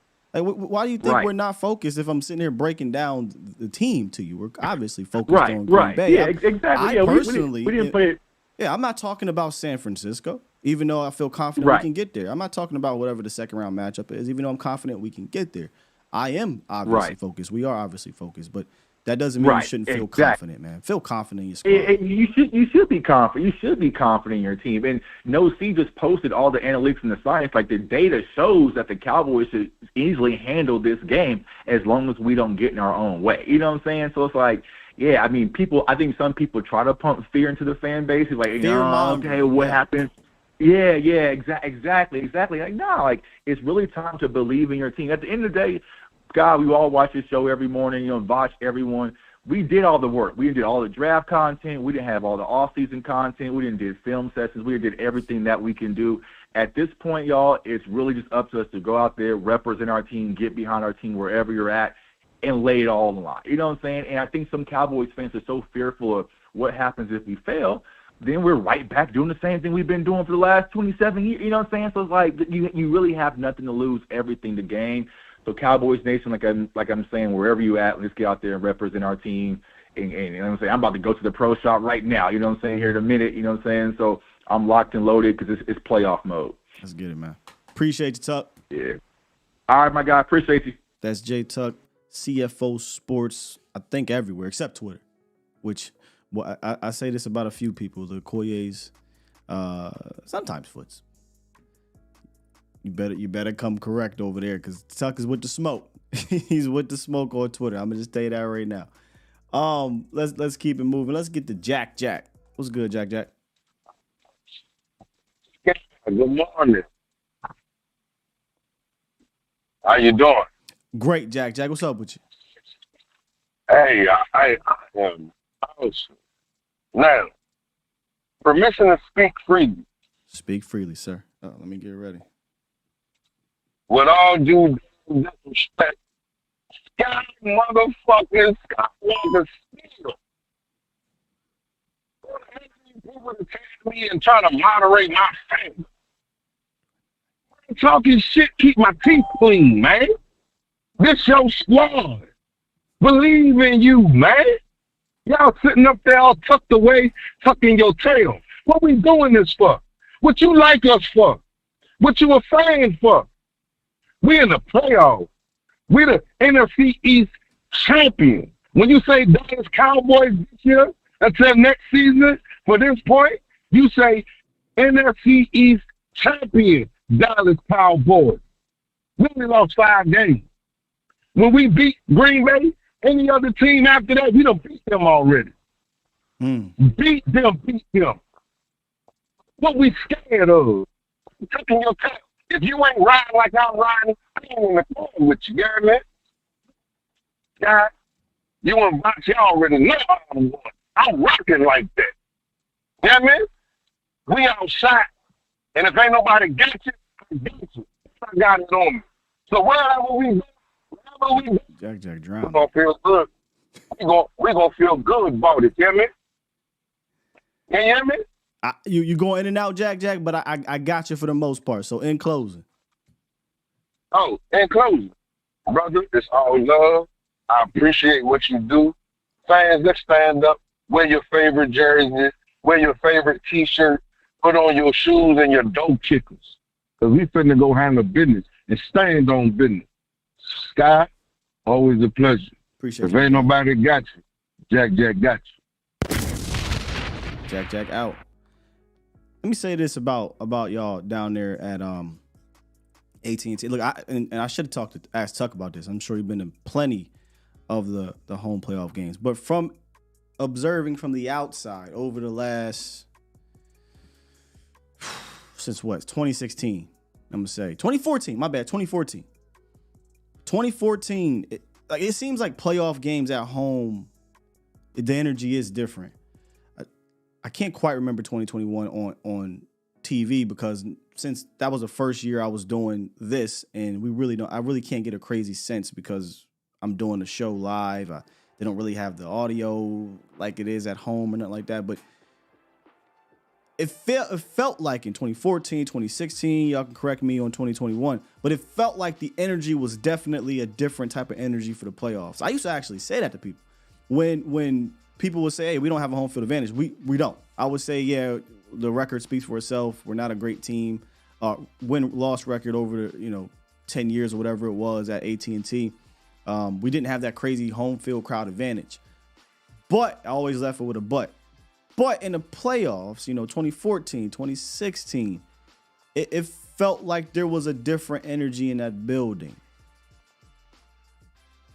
2017, so that was the 2016. Oh, yeah. So 2018, again, the Seattle game. It felt like there was a different energy there. So 2021 wasn't that way, is what Tuck is saying. And that kind of makes sense in the sense of San Fran, they travel, they arrogant with theirs as well. So, okay, so 2021 might discredit that. But Seattle game, Detroit game, the Green Bay game, it felt like the energy felt more home field advantage crowd-wise. I never, ever, when I say home field advantage, it's never about the crowd to me. It's just about these dudes being comfortable, knowing their spots. I forget who I was listening to. I think it was a former quarterback or something. They were saying, being at home, playing so much at home, when we say spots, we don't mean food joints. We don't mean, where to be at to be comfortable. It's quite literally, hey, when Brandon Cooks comes out of his route, he likes to be at the top of the 3 on the 30-yard line. Or if we're in the red zone, when he runs that 7 to the corner, he likes to be at the top of that S. And I've been throwing it there, for forever.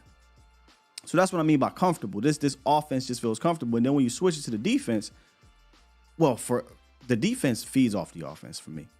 They feed off the offense. So if your offense is on it, your defense will be too. So that's what I mean by I just never thought it was a fan home field advantage. It's literally a home field advantage for the players. But I feel real confident about this one that the fans will give us a home field advantage, even though the Green Bay Packer fans travel, right? Like they travel well. I think the difference between this time and 2016, shouts out to my bros that were there in 2016. I feel bad for y'all. They was trying to get me to go. I was broke as a joke back then, though, so it was like, I can't go, man.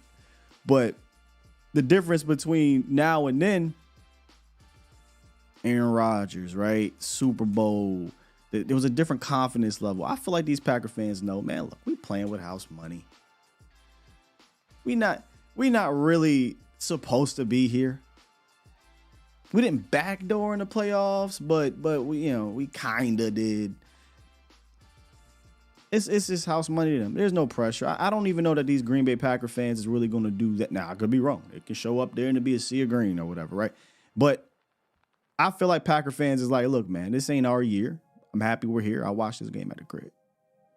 Cowboy fans should it should be 95% Cowboy fans, I hope. 90% Cowboy fans, and y'all turned up. Lee in the chat. Hey, Lee, Sean he always tell me the story about it, man. It would have been a very memorable, obviously, trip, but I ain't gonna hold you. I'm glad I ain't go. Cause man, that I'd have been super sick on the way back. Losing like that, I ain't gonna talk about it no more. What was worse? This or 2016? When I say this, if y'all listening, y'all can't see, you driving, I got the Dez Bryant catch up here. Dez Bryant or 2016? For me, 2016. I know that Dez Bryant is way more famous. I get it, y'all. I'm not even gonna argue. But I'm also not gonna lie to y'all. In 2014, even if Dez had caught that, you wanna know my confidence level on stopping Aaron Rodgers? 0. No confidence. None. Aaron Rodgers was out there on one lick. First down. Touchdown. I ain't no confidence but he's going to stop Aaron Rodgers with 3 minutes left on the clock. He didn't. But this play was so infamous. 2016 a difference. Let me tell you why 2016 cut deeper. Jeff Heath, first of all, amazing year. Rookie, Dak, Zeke. I mean, come on, man. Had a chance. We needed to win one game. Granted, we needed one game here. But we just needed to win the home game to get to play at home, I think. Or we might have had to go to Atlanta. And we're in an NFC Championship game with a rookie quarterback. Come on, that'd been great. Rookie running back. But Jeff Heath, clean shot on Aaron Rodgers. Somehow, some way, does not fumble the ball. Lee probably could tell. I'm screaming. Like, I go crazy during these games, but during that point in time, I'm like, how did he not fumble? And there was this weird bubble in my stomach, like, man, he didn't fumble that ball, man. I don't feel good. 3rd and 20, whatever it was, I still feel like he's not going to convert. 3rd and 20, Cowboys. 3rd and 20. We may have not won the game, but I felt like the Cowboys offense was already on a roll. They would have won the game. So Jeff Heath does not force the fumble. The very next play, 3rd and 20, then the 50-something yard field goal. I mean, come on. For me, Romo fumble, Seattle, and then that. That was sickening for the Romo Dak era. I was sick. So that's for me.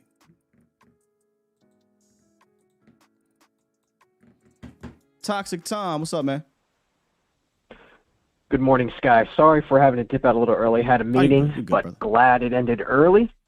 First off, I want to say there are very few teams I can honestly point to that has contributed to my final form toxic that you see now.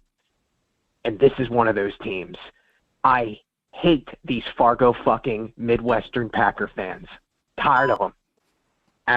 After the Dez Bryant catch, and he caught it, and then that he went to Jared's pass where Jared Cook catches a pass that he never would have caught anywhere else except in that moment, and Mason Crossbar hits that mile-long kick. And now he can't make a 40-yard field goal. I mean, come on. It's just, I want the Dallas Cowboys to beat this team down like they owe them money.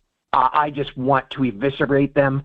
I want to see Packer kids crying in the stands with their stupid little dairy product on their head. I want them to know that this is for all that BS that happened there. And my wife's a Packers fan too. That's the funniest part. And she doesn't care nearly as much.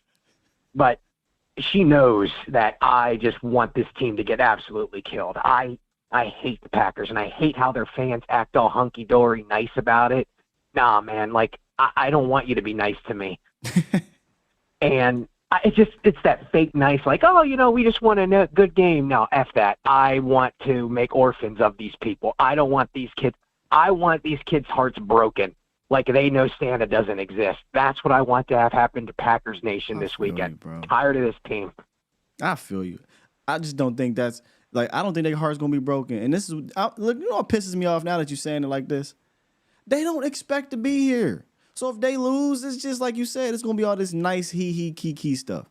The reason why it digs deep to us, because we were 12-4 on a roll in 2014. We were 13-3 in 2016. Mm-hmm. We were supposed to win those games. We were the better team, and we lost.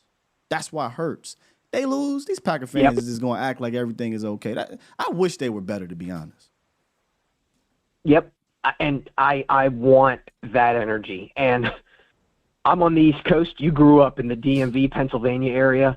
God bless all the Cowboy fans who were, I call them the missionaries, who are doing the Lord's work on the East Coast right now with all these stupid Eagle fans running around, Giant fans, talking about the draft. Commander fans won't even talk about that. I need Dallas this weekend to have that shit heel energy and be rowdy as shit. I want that place to be rocking. I want my neighbors to be knocking on my door telling me to turn down my TV because it's going nuts in there. No corporate Cowboys this weekend. I want just absolute bedlam. You want NWO Cowboys. You want the heel absolutely. Cowboy. Like, I want you to take out that rage on the other kid. When you're in school and you can't beat up the bully, so you take the kid that that got cerebral palsy or something. You just beat the living shit out of him in grade school because you can't beat up the big bully. That's what I want to have happen. It's not your fault, Green Bay. They in our way. It's not your fault. It's not your fault. You just happen to be in our way. That's how we should be taking this, man. We got some place to be, and you went away. Bernie Mac on, was it Mr. 3000 when he's just walking by the train station, just smacking everybody. That first smack should be Green Bay, right? Like, that's, hey, man, you just happen to be in my way. I got somewhere to be. I don't got time to talk to you. And if there ever was a time, this is Dallas. If there's any Cowboys listening, this is your time. You have a golden opportunity here. You don't got any chucklefuck coaches on the sidelines that are bastard kids, the Jason Garrett and the Jerry Jones dream coach scenario. You have the best chance right now. Seize everything and do not take anything for granted. I want you guys even wanting to win the coin toss because the thought of losing anything to a Green Bay, anything on Sunday, is unacceptable. Jimmy is now in the Ring of Honor. Like, there's no more excuses. The curse is gone. This is it. This is your chance. You cannot lose this. Jimmy, and when we win this game, and I put money on this already, when we win this game, lap naps and mouth hugs all around, as the Mad King said, burn them all. Have a good day. You can't miss shows, lap naps. By the way, that is a Bridesmaid reference, actually. But Jack said, go ahead. He told, never mind. I ain't going to bring it up. Burn them all. Toxic's classic, man. Need your own segment from time to time, Toxic. Law said, chuckle what? Man, when I first heard chuckle from Toxic Tom, I was done. The most mayonnaise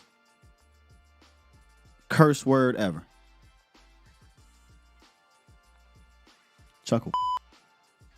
Jimmy in the ring, though, man. That you know, I ain't even bring that up, and I'm a little stitious. My wife might say I'm extremely superstitious. I'm not even gonna tell y'all half the things I do during game day when I'm here. But this might be the biggest stiticism of them all. I just made up a word. Jimmy in the ring, right? And we got a chance for redemption against a few of these teams, but it starts with the Packers. Starts with the Packers. Let's get Los and then James. What's good, Los? Hey, good morning, Scott, man. Hey, I'm just so thankful Dak has been our QB, and I'm a piggyback on a bit of what Tucker said. Has been our QB for so long, and this is the year I feel we actually have a coaching advantage, right? Going into the playoffs, right? Because there's no Jason Garrett and there's no fucking Kellen Moore. Oh God, Kellen Moore. I mean, Kellen Moore in the playoffs was, except one game, atrocious. But anyway, go ahead. But yeah, and I feel like, and these are the three things we have used all season, and that we better use, which is motion, misdirection, play action. Because from what history showed us, Sky, they sometimes can forget their own powers, like you and Voch say. So let's not get in our own way, because if I see us running up the middle, first and second downs, running these damn curl routes, having these long developing plays for Steele to try to block, where you need to have that ball. I don't see any of that happening at home. Toxic. Not toxic. Los. That was more of a road issue, right? Like we always came into these road games like, hey, bring the home offense on the road. At the crib, if you notice, we ain't even been talking about, Cowboys got to do motion. Cowboys got to. They do all of this. Here we go offense at the crib. You should feel confident that that's going to happen. Where we need the home offense to not screw up is mostly in game management. You know what I'm saying? We need Mike McCarthy to not screw up the game management part, because that's the one thing that he has struggled with. Against Seattle, instead of running the ball at the end of the game to burn more time, he throws it and he gives them extra time. Against Detroit, instead of running the ball at the end of the game, he throws it, and you can say, oh, well, it's Dak. No, the coach needs to say, we ain't throwing. There's no other decision here. Running the ball, burn time, and then what happens? Detroit goes down, and they had the chance to score, and they did score. So at the crib, I feel confident the offense will be the offense, but game management is what I'm looking for Mike McCarthy to kind of step up over the last few weeks, at home at least. And I agree. And I agree that we just got to capitalize every opportunity, because in playoffs, like, there's no different. Like, you have no time to waste. You got no play calls to save. It's MMA for playoffs. We haven't been to an NFC Championship game since I was born, Sky. And that tells you, like, man, I've been waiting for this moment, because, damn, I haven't been old enough to see a damn Super Bowl. I know you have, Sky, not me, but I'm waiting for that moment.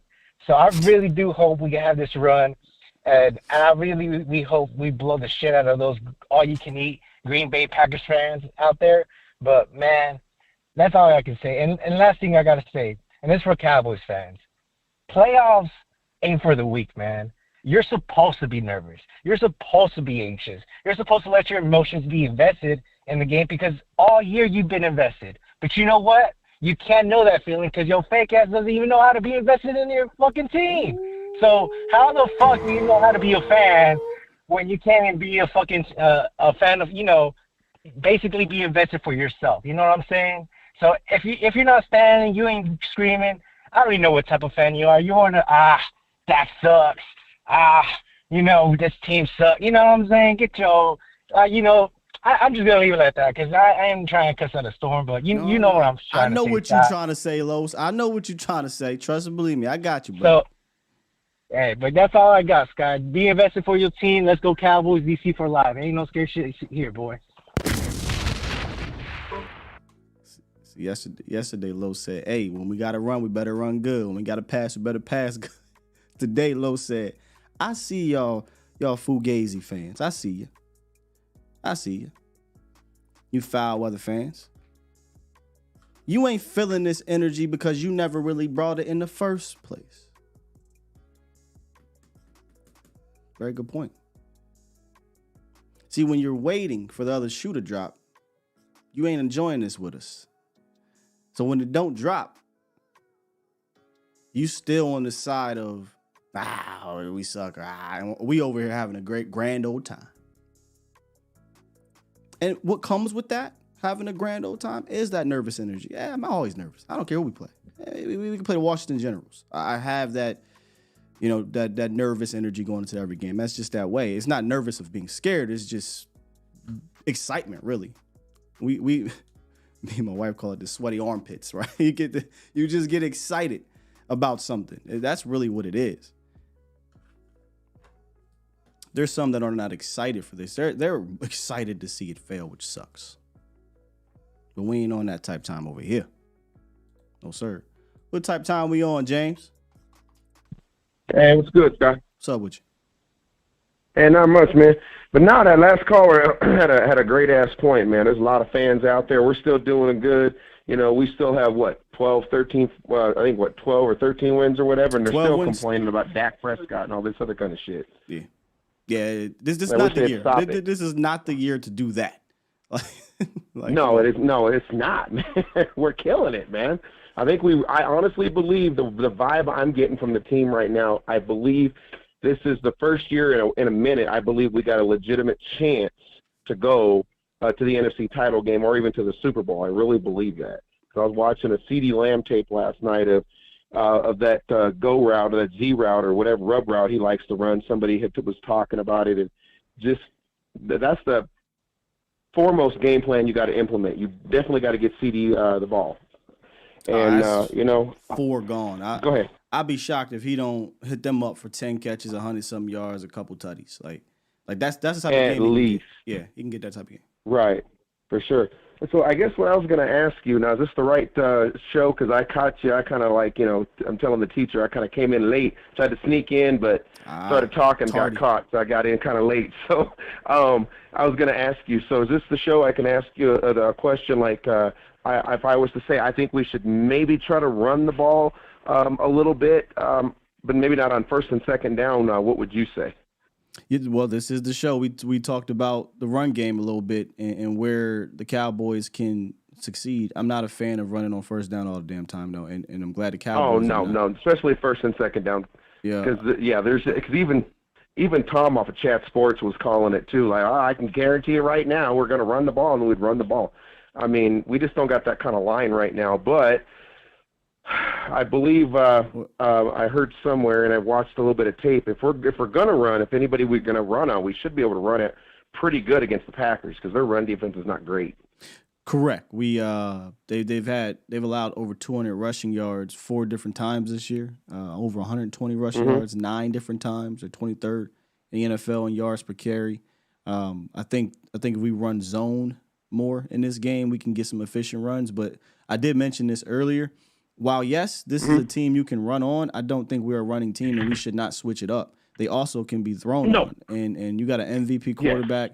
You have an Offensive Player of the Year candidate in CD Lamb. Brandon Cooks is coming on. Jake Ferguson is emerging as a top star at the tight end. You just have so many weapons that can attack these guys to the point where you will get favorable looks. They don't like to play too high. But I don't know that they're going to have a choice just because of the possibilities that we have out there. So you're going to get looks. So what needs to happen is we need to continue to throw on early downs like we normally do. I think since week 5, the Cowboys are like top 5, maybe even number 1. I'm not sure. In early down throwing situations. They didn't do it a lot of Detroit. They were weird. But when they did do it, I think Dak was like 11 for 11. So I still would love to throw on early downs, back them up. And then as we're moving down the field or moving throughout the game, that's when you say, okay, we are in 11 or we are in spread it out 12. They come out in too high. We audible at the line of scrimmage, and now we're getting 6, 7, 8 yards on the ground because they're in a light box. If you can get them into a position to where they're like guessing, like, oh God, what are they going to do now? then you got the game won, man. Because you got to keep the defense back on their heels and keep them guessing what they're going to do. And we got a team to do that. So, but hey, you know what? As always, man, I don't have a whole lot. I came in late, so I didn't have a lot of chance to get my notes down. But as always, you and Vots rock it, man. And let's go Cowboy Nation. Let's go and get this Super Bowl. I can't wait to get a sixth one so we can start showing around. Look, man, look at this shiny new piece of hardware we got. Now what y'all going to talk about? But you know what I mean? They're still going to talk. Oh, I can talk all they want. I'm telling you right now, bro. When that day happens, as much as you're going to be like Vots and get arrested? Come on, man. As much as they're talking, they're going to do, I'm going to be talking over. So it ain't going to matter. We're going to have, we're probably, hey, but real quick though, Will, not trying to talk over you, but I thought of something. We're probably going to have to do Cowboys Nation. We're probably going to have to come and bail you and Vots both out of jail at the same damn time. Look, man, I already told my boss, I said, I'm sorry. I know the day after a situation like that, it would be a lot of money to be made via content, but I will not be able to do it. I'm not Law Nation. I can't handle my liquor. Nope. Me neither, man, because I haven't been drunk in a minute, so it ain't going to take long. But hey, anyway, I'm going to get out of here so somebody else can get in. Emotions, man. Like, seriously, man. I can get emotional, man. I might be drunk on my emotions. Appreciate you, James. Right. But as always, man, love your show, man. Thank you. I remember when I was on Facebook. I'm on Facebook more. When that terrible team in PA won it, the green one. I don't even like saying their names. And I got family, mad family. But my cousin Rel, the biggest Eagle fan I know, man. When they won, like, I'm pretty sure that's how I'm gonna act. He went off. I mean, he had he was crying with emotions. He was hype. He was shitting on naysayers both ways. He was, he was all. That's gonna be me. That's gonna be me. I doubt I'm gonna be able to come on the next day whenever that happens. So I'm just telling you now, Zach. I'd rather do a primetime show. I'll go on Mo's show. It's a wrap. No, TC. TC said $100 super chats, shots. So is that why Law was taking so many of those shots? It was $100 super chats, and then he'd take a shot. Can't do it, man. I see. One thing I've realized getting older is just tell the truth. Like, you don't gotta fake the funk. I mean, there was this whole fake it till you make it thing. Definitely in our community, like, that's the thing. But I'm a lightweight. I don't need to pretend. And I learned that very early, to be honest. But I don't need to pretend. I don't need to act like I can sit out here and do. Nope. I'm not taking all these shots. Not doing it. I don't even like feeling that way. Number one. Number two, I can't take it. Can't do it. I can actually vividly remember the last 2 times, and it was like 2 times in years, where I'm hugging the toilet and I can't move and I don't like that, man. Had that been me, y'all, you know how y'all was worried about Law Nation passed out and Law popped up 3 hours later with a video? Somebody would have been popping up with a video on my behalf. We just like that, Scott Walker still is fine. He's in the hospital right now. He's doing well. He's got some IV. They're pumping his stomach out. He quite literally almost threw up his esophagus. He's, we're monitoring him. He's in what is it called? ICU. Fam out have died. Law said he did 18 shots. Boy, Law, man. Legendary. Yes, Special K. Law, something else. Y'all would have been mourning me. Somebody would have made a GoFundMe for Skywalker Steele's liver. Yeah, man. All right, let's get to these super chats. We got a lot of y'all. I do not have to lie, as he would say, to kick it. Super chat. DB. Shout out to my guy Dwayne. He dropped 10 and says, showing my support. Since the caller brought up Kellen Moore, do you think he'll have a job with the new head coach break over? Kellen gonna be somebody's OC. So Kellen gonna you know what? Let me fall back on that. I don't know, DB. Let me chill on that one, cause I didn't watch LA close enough after the first half of the year. We were playing them early, so I was actually watching their games, right? I was looking at some of the film. After we stopped playing them and they start being trash, I stopped watching them. So maybe somebody will give him a shot. Maybe he'll go back to college. I don't think he's remotely close to being a head coach. I said that last year. I said that 2 years ago. He's not a head coach. Not even close. Not yet to me. Play caller, possibly. He need to go to college somewhere though. If it was up to me, if I was his advisors, I'd say go to college, go to Boise State. We should have took the job. Build your resume and come back to the NFL at another time. Super chat.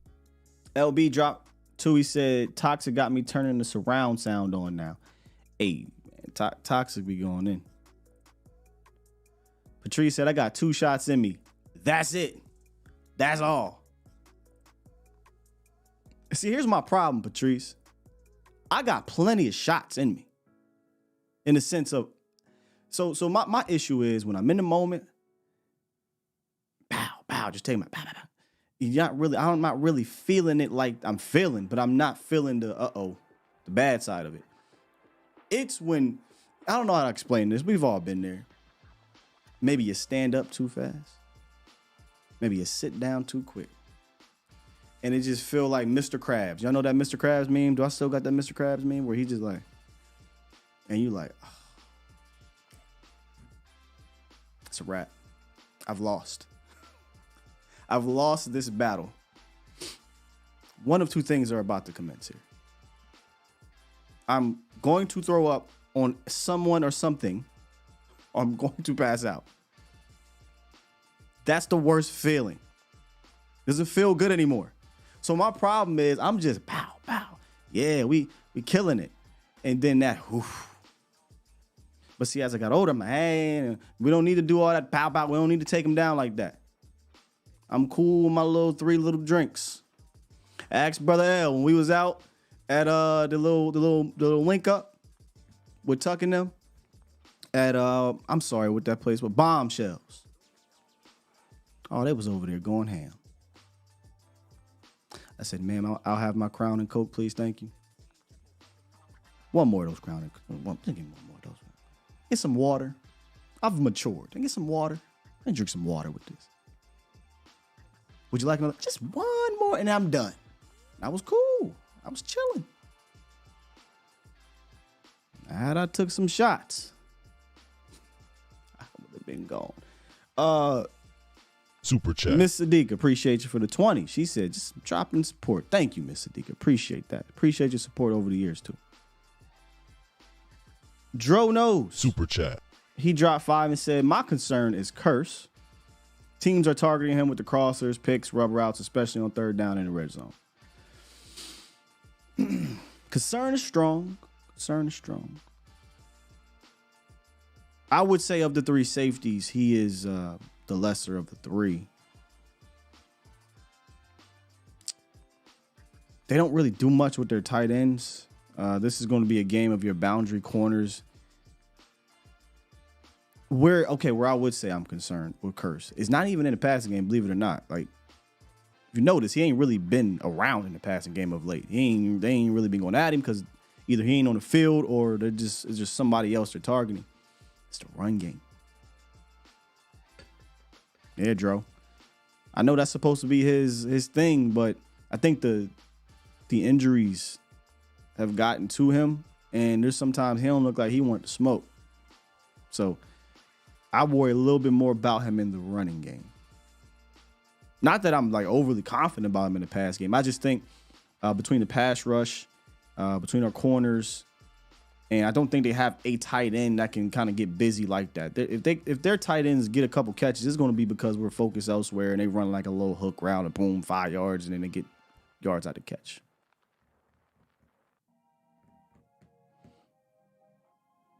My lady said I'm hilarious. I don't know. I don't really know how I am. I just like to have a good time. I'll say this, I'm fun. That's for sure. Let's see here. I think we got them all. Oh, one more. Andre. Actually, a bunch of more. My bad. Super chat.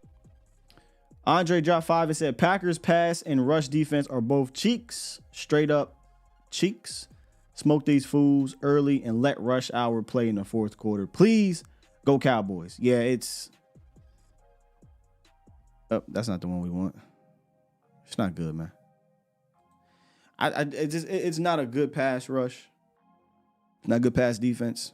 24th in EPA per play allowed. Have confidence. Just because you have confidence, and if it goes wrong, doesn't mean you weren't right in being confident. I mean, if you ain't confident in a defense like this, I mean, whenever should you be confident? Have confidence. Lemitra dropped 2. Super chat. Said Christian Watson cooked us last time. Focus. Oh boy, we got one of those focus fans. Lemitra, Christian Watson ain't played in like 5 games though. 6 games. He hurting, man. He hurting. He cooked Boss Man Fat and Anthony Brown.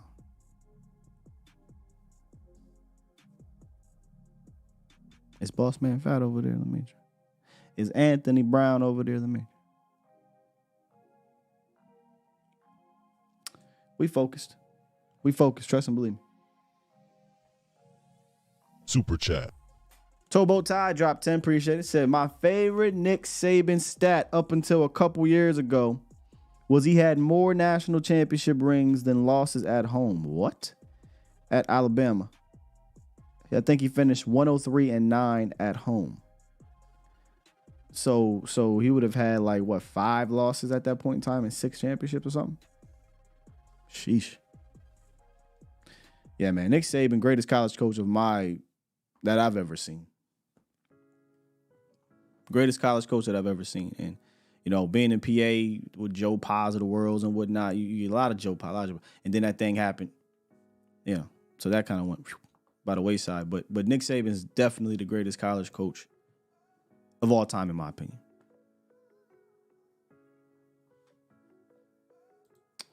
All right, I think that's it for the super chats. Get one more. Patrice dropped 5. She dropped 5 on the way out. Hold up now. Super chat. She said, it's the bomb squad. Your intro. After. Let's get this dub, Cowboys. It's the boom. I'm sorry. It's the boom after. Let's get this dub, Cowboys. You can't miss the Voch Lombardi live shows. A lot of people have been hitting me up like, hey man, every time you do the intro now, I think about Voch doing the intro.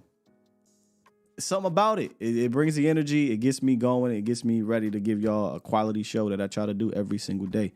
And I appreciate y'all for doing that, man. Do me a favor, though. If you enjoyed the show on the way out, go ahead and hit that like button. Only if you enjoyed it. I'm not telling you to do it all the time. Just if you enjoyed it. If you're new or you know Cowboy fans, friends or family that are tired of the national media, or tired of the way their Cowboys are covered, and you know, yeah, they might listen to .com, which I respect .com, but they're looking for another outlet. Tell them to subscribe here, or at least come check it out. If they like it, then they can subscribe, or tell them to take a look at our community. I do believe, I don't know the number, but I do believe sooner rather than later, we will be the standard. We will be where Cowboys fans go to get true Cowboys coverage. If we're not already. I know a lot of y'all feel that way here as is, but there is still, I mean, we're so big. We get a billion fans right across the world. We obviously have not reached all of those fans. In due time, though.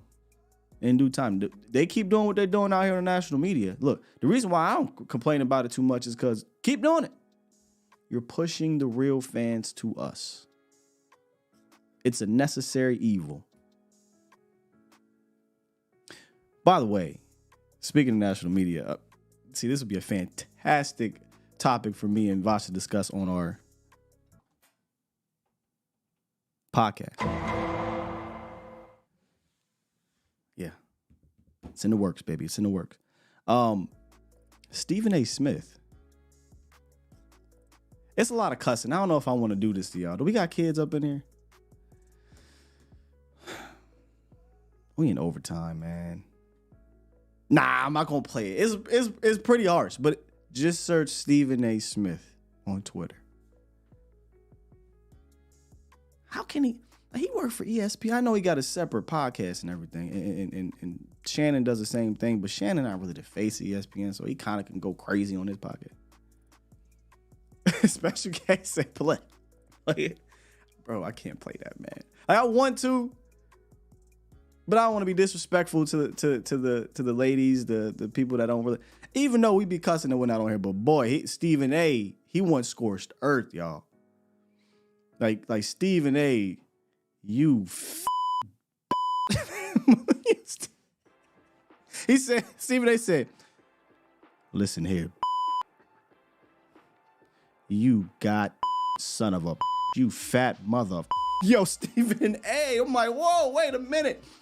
Don't you work for Disney? And Stephen A. so big that it's not like me. Like, I could sit here and I could say whatever the hell, it's not going to reach somebody. Bro, your podcast is going to reach millions. It's going to reach your boss. And your boss is cool with that. I get it. He's Stephen A. Smith. But at the end of the day, he's still, you know what I'm saying? Y'all think I'm playing? Go search Stephen A. Smith, Jason Whitlock.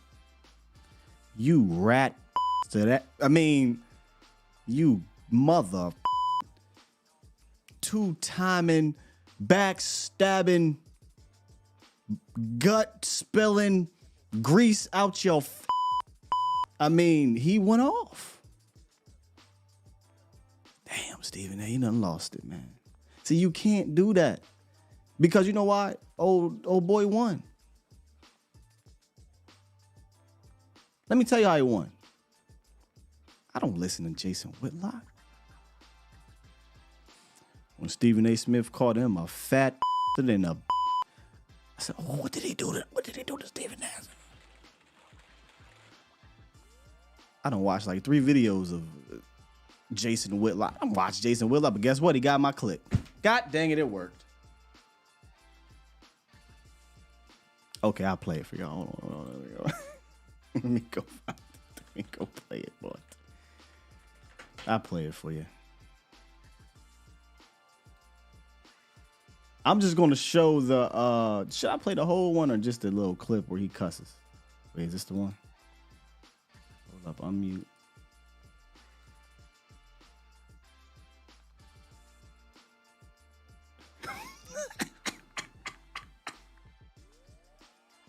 Hold on. Okay, I found what. Did you tell him that? You fat. Wait, here we go.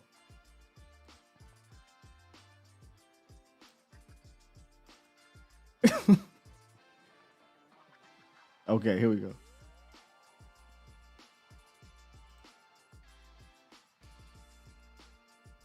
Hold on, y'all. My bad.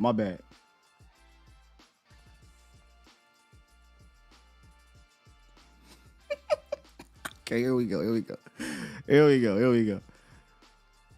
Hey, put the kids to bed. Heads in bed. That's all I'm saying right now. If you super Christian and you don't want to listen to cussing and whatnot, this ain't gonna be it.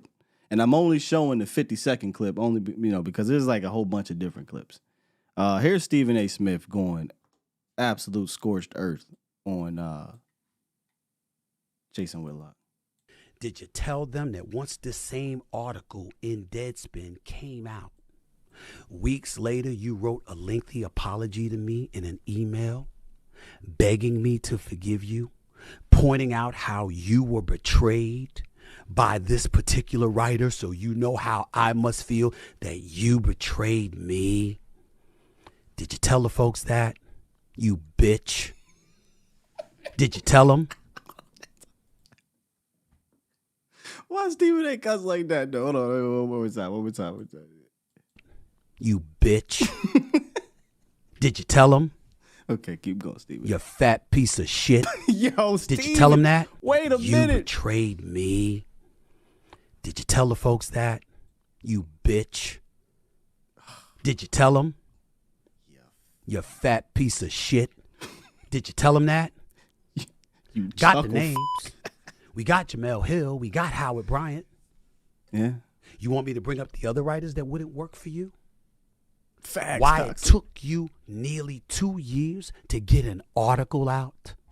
Because bro, that's facts. He can't cuss right. Somebody said it was a dro. He cussed like a 5-year-old that said you can cuss now. Go ahead. I'll let you cuss. You fat piece of shit. Yup. Stephen A, man, he had something on his heart. And now Jason Whitlock has won. Now he's won. This is why I don't, if you notice, I stay clear out of any drama. Whether it's in this community, whether it's with these type of people's, you know, the Dorowskis and whatnot, you can't win that. I mean, it ain't about winning, right? Like, you can hold them accountable or whatever. But when it comes to the ESPNs and the Foxes of the world, you can hold them accountable with that. But when it comes to drama, y'all got that. I don't got that to do, man.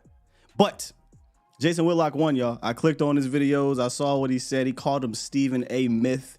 He was, you know, coming at him, scoring a 1.5 points per game and whatnot. If you're looking for some mess and you want to laugh a little bit, then go check it out. That's all I'm saying. Go check it out. You don't like his takes, Toxic, but you like him as a person. Well, you jive. I 100% respect Stephen A's ascension in media, right? Especially as a black man, right? Because it's not easy. I 100% do not respect his takes, like you said. I don't take him seriously anymore. At one point in time, I kind of did take him serious. Not like First Take serious, but I'm talking about before that. See, Stephen A. Smith had shows and was doing stuff before that. But hey, man, it's a new age. Stephen A. Smith is running it. He's the king of this new weird journalism, or I didn't call it that. This new weird media where it's personalities. He's the king of that. I respect it. You do your thing, but I don't respect your actual takes on these subjects. And I don't think he cares. You know what I'm saying? Neither do I. That's why I don't bring him up. I don't come on here reacting to a Stephen A. Smith take on the Cowboys. What we doing? I don't do it for Dan either. Colin, none of them dudes. We know what they're about. And I don't want to insult you guys' intelligence in doing so. That's the easy route. Like, I could make videos and do that. Don't get me wrong. You guys would 100% probably eat it up. And I get that that may be the thing to do and it's successful. And I appreciate people holding these dudes accountable. But I feel like when I first started to do this, it was because I didn't feel like we were being covered the right way. So I wanted to do that. And that's how I go about my business with the Cowboys. I cover it the way that selfishly I would want to know these things. And then just happen to be that you guys want to know these things too. And we have a little fun. Got to be a little entertaining. But we don't let the entertainment take over the substance. We don't want to be all icing. All right? We also don't want to be all fluff. We need to have some real substance in what we do. And I take that seriously. All right, enough of being serious. Stephen A. Smith, you fat. I'm done, man. I'm done. I'm going to press this button.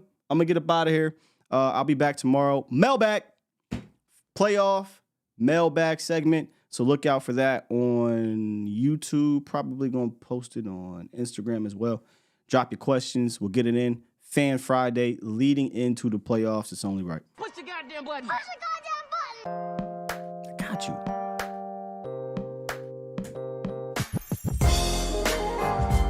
Don't mess with the do-rag, Scott. I need to get me a new dang on do-rag.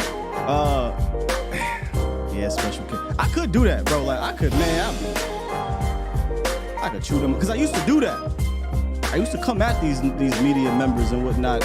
But now it's like, that's what they want you to do. Smarten up. We out of here. Love y'all. Peace.